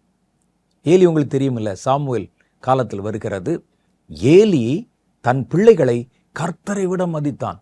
அவன் உள்ள புகுந்து ஆலயத்துக்கு வர்றவங்க, ஜெபத்துக்கு வர்றவங்க, பலி செலுத்துகிறவர்கள் எல்லாவற்றிலும் உள்ளே வந்து பலி பொருள்களை தங்களுடைய குத்திட்டீனால குத்தி எடுத்து, திரிசூலத்தில் குத்தி எடுத்து அதில் முதல் பலனான எல்லாத்தையும் எடுத்துகிட்டு போயிடுவாங்க. ஜனங்கள்லாம் பயப்படுறாங்க, என்னங்க இவ்வளவு பெரிய தீர்க்கதரிசி ஏலி இருக்கிறார், அவருடைய பிள்ளைகள் இப்படி இருக்கிறாங்களே. நீங்கள் நிறைய இடங்களில் சபைகளில் பார்க்கலாம், பாஸ்டர் நல்லவராக இருப்பார், பிள்ளைகள் அயோக்கியனாக இருப்பான் உள்ள புகுந்து. எனக்கு தெரிந்த ஒரு சபை போதகரை தெரியும், ஒரு பிரபலமான போதகர். அவர் பார்த்தீங்கன்னா பேசு பிரசங்கம் பண்ணி ஒரு குடும்பத்தை எப்படி நடத்தணும், பிள்ளைகளை எப்படி நடத்தணும், எப்படி வளர்க்கணும் சொல்லி விசுவாசிகளை கண்டித்து கொண்டே இருப்பார். ஆனால் அவருடைய பிள்ளை கர்த்தருக்கு எதெல்லாம் பிரியமில்லையோ அதெல்லாவற்றையும் கொண்டு ஊழியம் செய்து கொண்டிருப்பான். ஏனென்றால் பிள்ளைகளை கர்த்தரை விட மதிப்போம் நம்ம. அவன் செஞ்சா சரியாத்தான் இருக்கும். விசுவாசி யாரு கூட கேட்க மாட்டாங்க. ஏங்க நீங்க எங்களுக்கு இவ்வளவு புத்தி சொல்றீங்களே, உங்க பிள்ளை இப்படி இருக்கிறாரே, அவர் ஒரு கள்ள ஊழியத்தை செய்கிறாரே, பொல்லாத ஊழியத்தை கேட்க மாட்டாங்க. ஏன்னா அவர்களுக்கு அது தெரியாது. இது மாதிரி தான் ஏலி தன் பிள்ளைகள் செய்கிற தவறுகளை, பாவத்தை தட்டி கேட்கவில்லை. எல்லாரும் கம்ப்ளைண்ட் பண்றாங்க, என்னங்க நாங்க கர்த்தருக்கு பலி செலுத்த முடியல, இருக்கிறதெல்லாம் தூக்கிட்டு போயிடுறான். அவன் கர்த்தரை விட மதித்தானாம். நீங்க அப்படி மாத்திரம் மதிச்சிடாதீங்க. உங்க பிள்ளைகளை கர்த்தரை விட மதிச்சானா. வேதத்தில் எழுதியிருக்கு பாருங்களேன். 1 சாமுவேல் புஸ்தகம் 2வது அதிகாரம் 29வது வசனம். என் வாசஸ்தலத்திலே செலுத்தும்படி நான் கட்டளிட்ட என் பலியையும் என் காணிக்கைகளையும் நீங்கள் உதைப்பானேன். என் ஜனமாகிய இஸ்ரவேலின் காணிக்கைகளில் எல்லாம் பிரதானமானவைகளை கொண்டு உங்களை கொழுக்க பண்ணும்படி நீ என்னை பார்க்கிலும் உன் குமாரரை மதிப்பானேன் என்றார் கர்த்தர். ஏலியிடத்தில் ஆண்டவர் சொன்னார், என்னை விட நீ உன் பிள்ளைகளை மதிக்கிறாய். 2 பேரும் ஒரே நாள்ல செத்து போனான். அது அப்புறம் ஏலி செய்த தவறு என்ன எல்லாருக்கும் தெரியும், சொல்லுவாங்க. அவன் தேவனை விட தன் பிள்ளைகளை அவ்வளவு நேசித்தான். என் பிள்ளை செஞ்சா சரிதான். சில பாருங்க சப்போர்ட் பண்ணிட்டே இருப்பாங்க, பிள்ளை செஞ்சா சரிதான், கரெக்டாக தான் செய்வோம், பரவாயில்ல, அதனால என்ன, அப்படியே விட்டு கொடுத்து. எத்தனை ஊழியத்தில் பார்த்துருக்கோம் நம்ம. ஊழியக்காரர் நல்லா இருப்பார், பிள்ளைகள் பார்த்தீங்கன்னா அவ்வளவு அந்த சபைக்குள்ள புகுந்து ஓனாய் மாதிரி வேலை செய்வாங்க. ஏலியை போல அவர்களை அடக்காமல் போனது பாவம் என்று கர்த்தருடைய வேதம் சொல்லுகிறது. 1 சாமுவேலின் புஸ்தகம் 3வது அதிகாரம் 13வது வாக்கியம் சொல்லுகிறது, அவன் குமாரர் தங்கள் மேல் சாபத்தை வரப்பண்ணுகிறதை அவன் அறிந்திருந்தும் அவர்களை அடக்காமற் போன பாவத்து நிமித்தம், பார்த்தீங்களா, அடக்காமல் போன பாவம், நான் அவன் குடும்பத்திற்கு என்றென்றைக்கும் நீங்காத நியாய தீர்ப்பு செய்வேன் என்று அவனுக்கு அறிவித்தேன். உன் பிள்ளைகளை நீ அடக்கலையில, உன் குடும்பத்தின் தலைமுறையா என் நியாய தீர்ப்பு பின்தொடரும் என்று கர்த்தர் சபித்தார். பார்த்தீங்களா? அப்பவும் இந்த ஏலி கர்த்தருடைய எச்சரிப்பையும் அலட்சியம் செய்தான் என்று வேதம் சொல்லுகிறது. 1 சாமுவேலுடைய புஸ்தகம் 3வது அதிகாரம் 18வது வசனத்தில், அப்பொழுது சாமுவேல் ஒன்றையும் அவனுக்கு மறைக்காமல் அந்த காரியங்கள் எல்லாம் அவனுக்கு சொன்னான். அதற்கு அவன், அவர் கர்த்தர், அவர் தன் பார்வைக்கு கர்த்தர் உன் சந்ததியை அழிச்சிருவேன்னு சொல்றாரு, உன் சந்ததியை விட்டு நித்திய நியாய தீர்ப்பு விலகவே விலகாதுன்னு சொன்னாரு, சாபத்தை சொன்னார் என்று சாமுவேல் சொன்ன போது, அவர் கர்த்தர், அவர் பார்வைக்கு நலமானதை செய்யட்டும் என்று அமைதியாக இருந்து விட்டான். பார்த்தீங்களா? நிர்விசாரம், அடக்காமல் போன பாவம், தன் பிள்ளைகளை கர்த்தரை விட மதித்தது, இதெல்லாம் ஒரு சந்ததிக்கே சாத்தான் உள்ளே நுழைவதற்கு, ஒரு சாபம் நுழைவதற்கு பெரிய ஒரு வழிகோலாக அமைந்து விட்டது. என்ன செய்யணும்? நம்ம குடும்பத்தை குறித்த அளவில் முதல்ல நீங்கள் கர்த்தரை முழு மனசா விசுவாசித்தால் கர்த்தர் உங்கள் குடும்பத்தை பூரண ரட்சிப்பிலே நிரப்பிக் கொள்ளுவார்.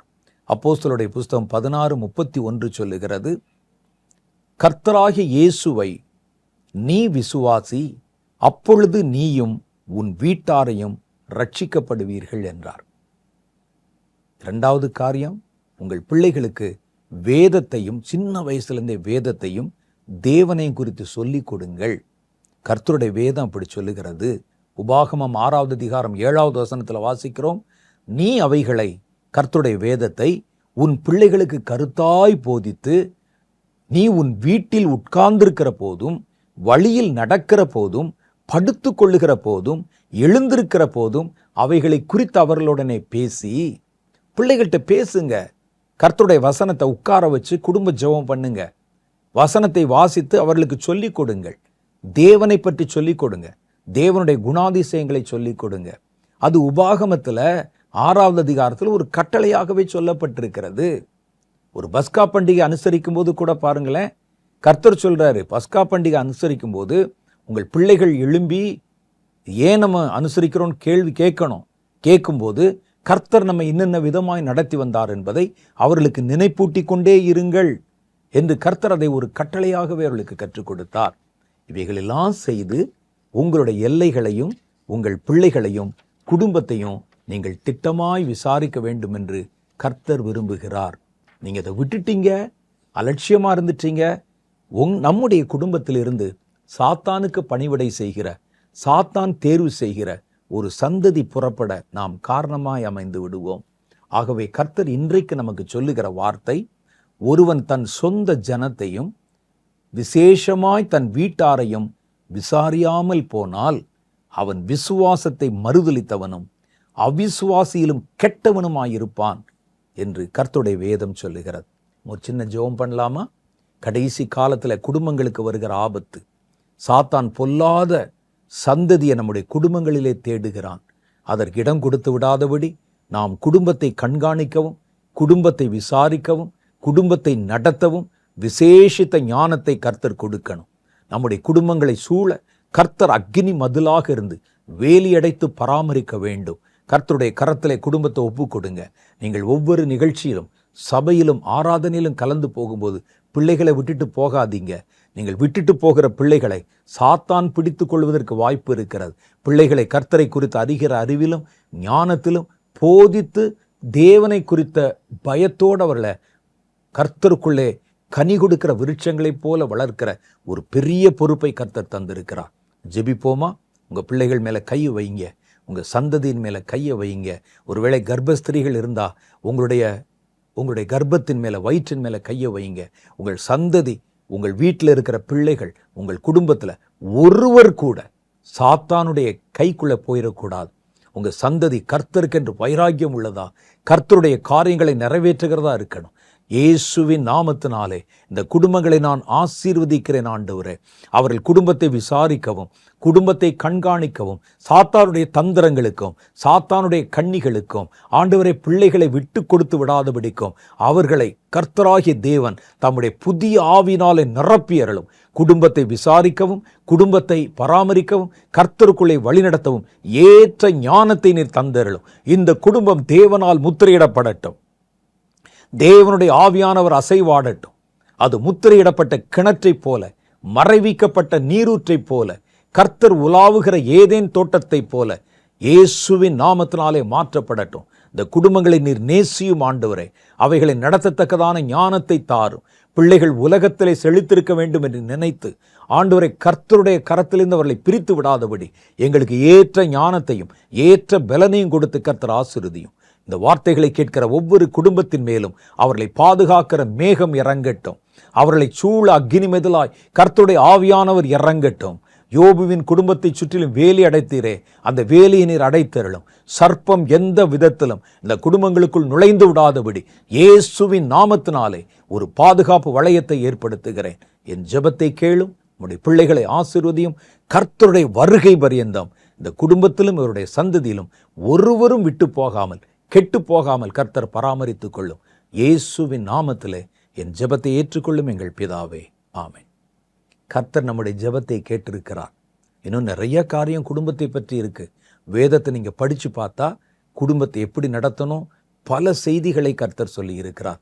கடைசி காலத்துல சாத்தானுடைய இலக்கு தேவனுடைய பிள்ளைகளின் குடும்பங்கள் என்பதை மறந்துடாதீங்க.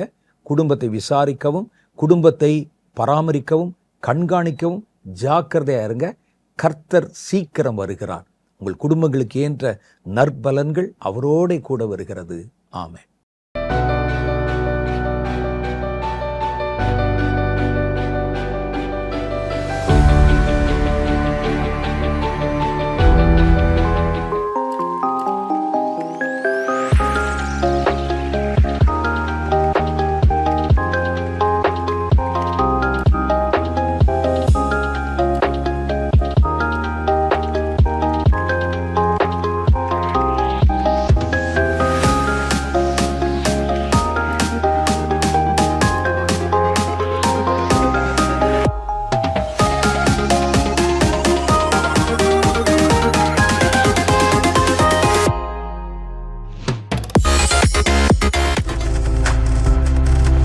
நீங்கள் பார்த்துக் கொண்டிருப்பது உங்கள் ஜாய் டிவி. உங்கள் துக்கம் சந்தோஷமாய் மாறும்.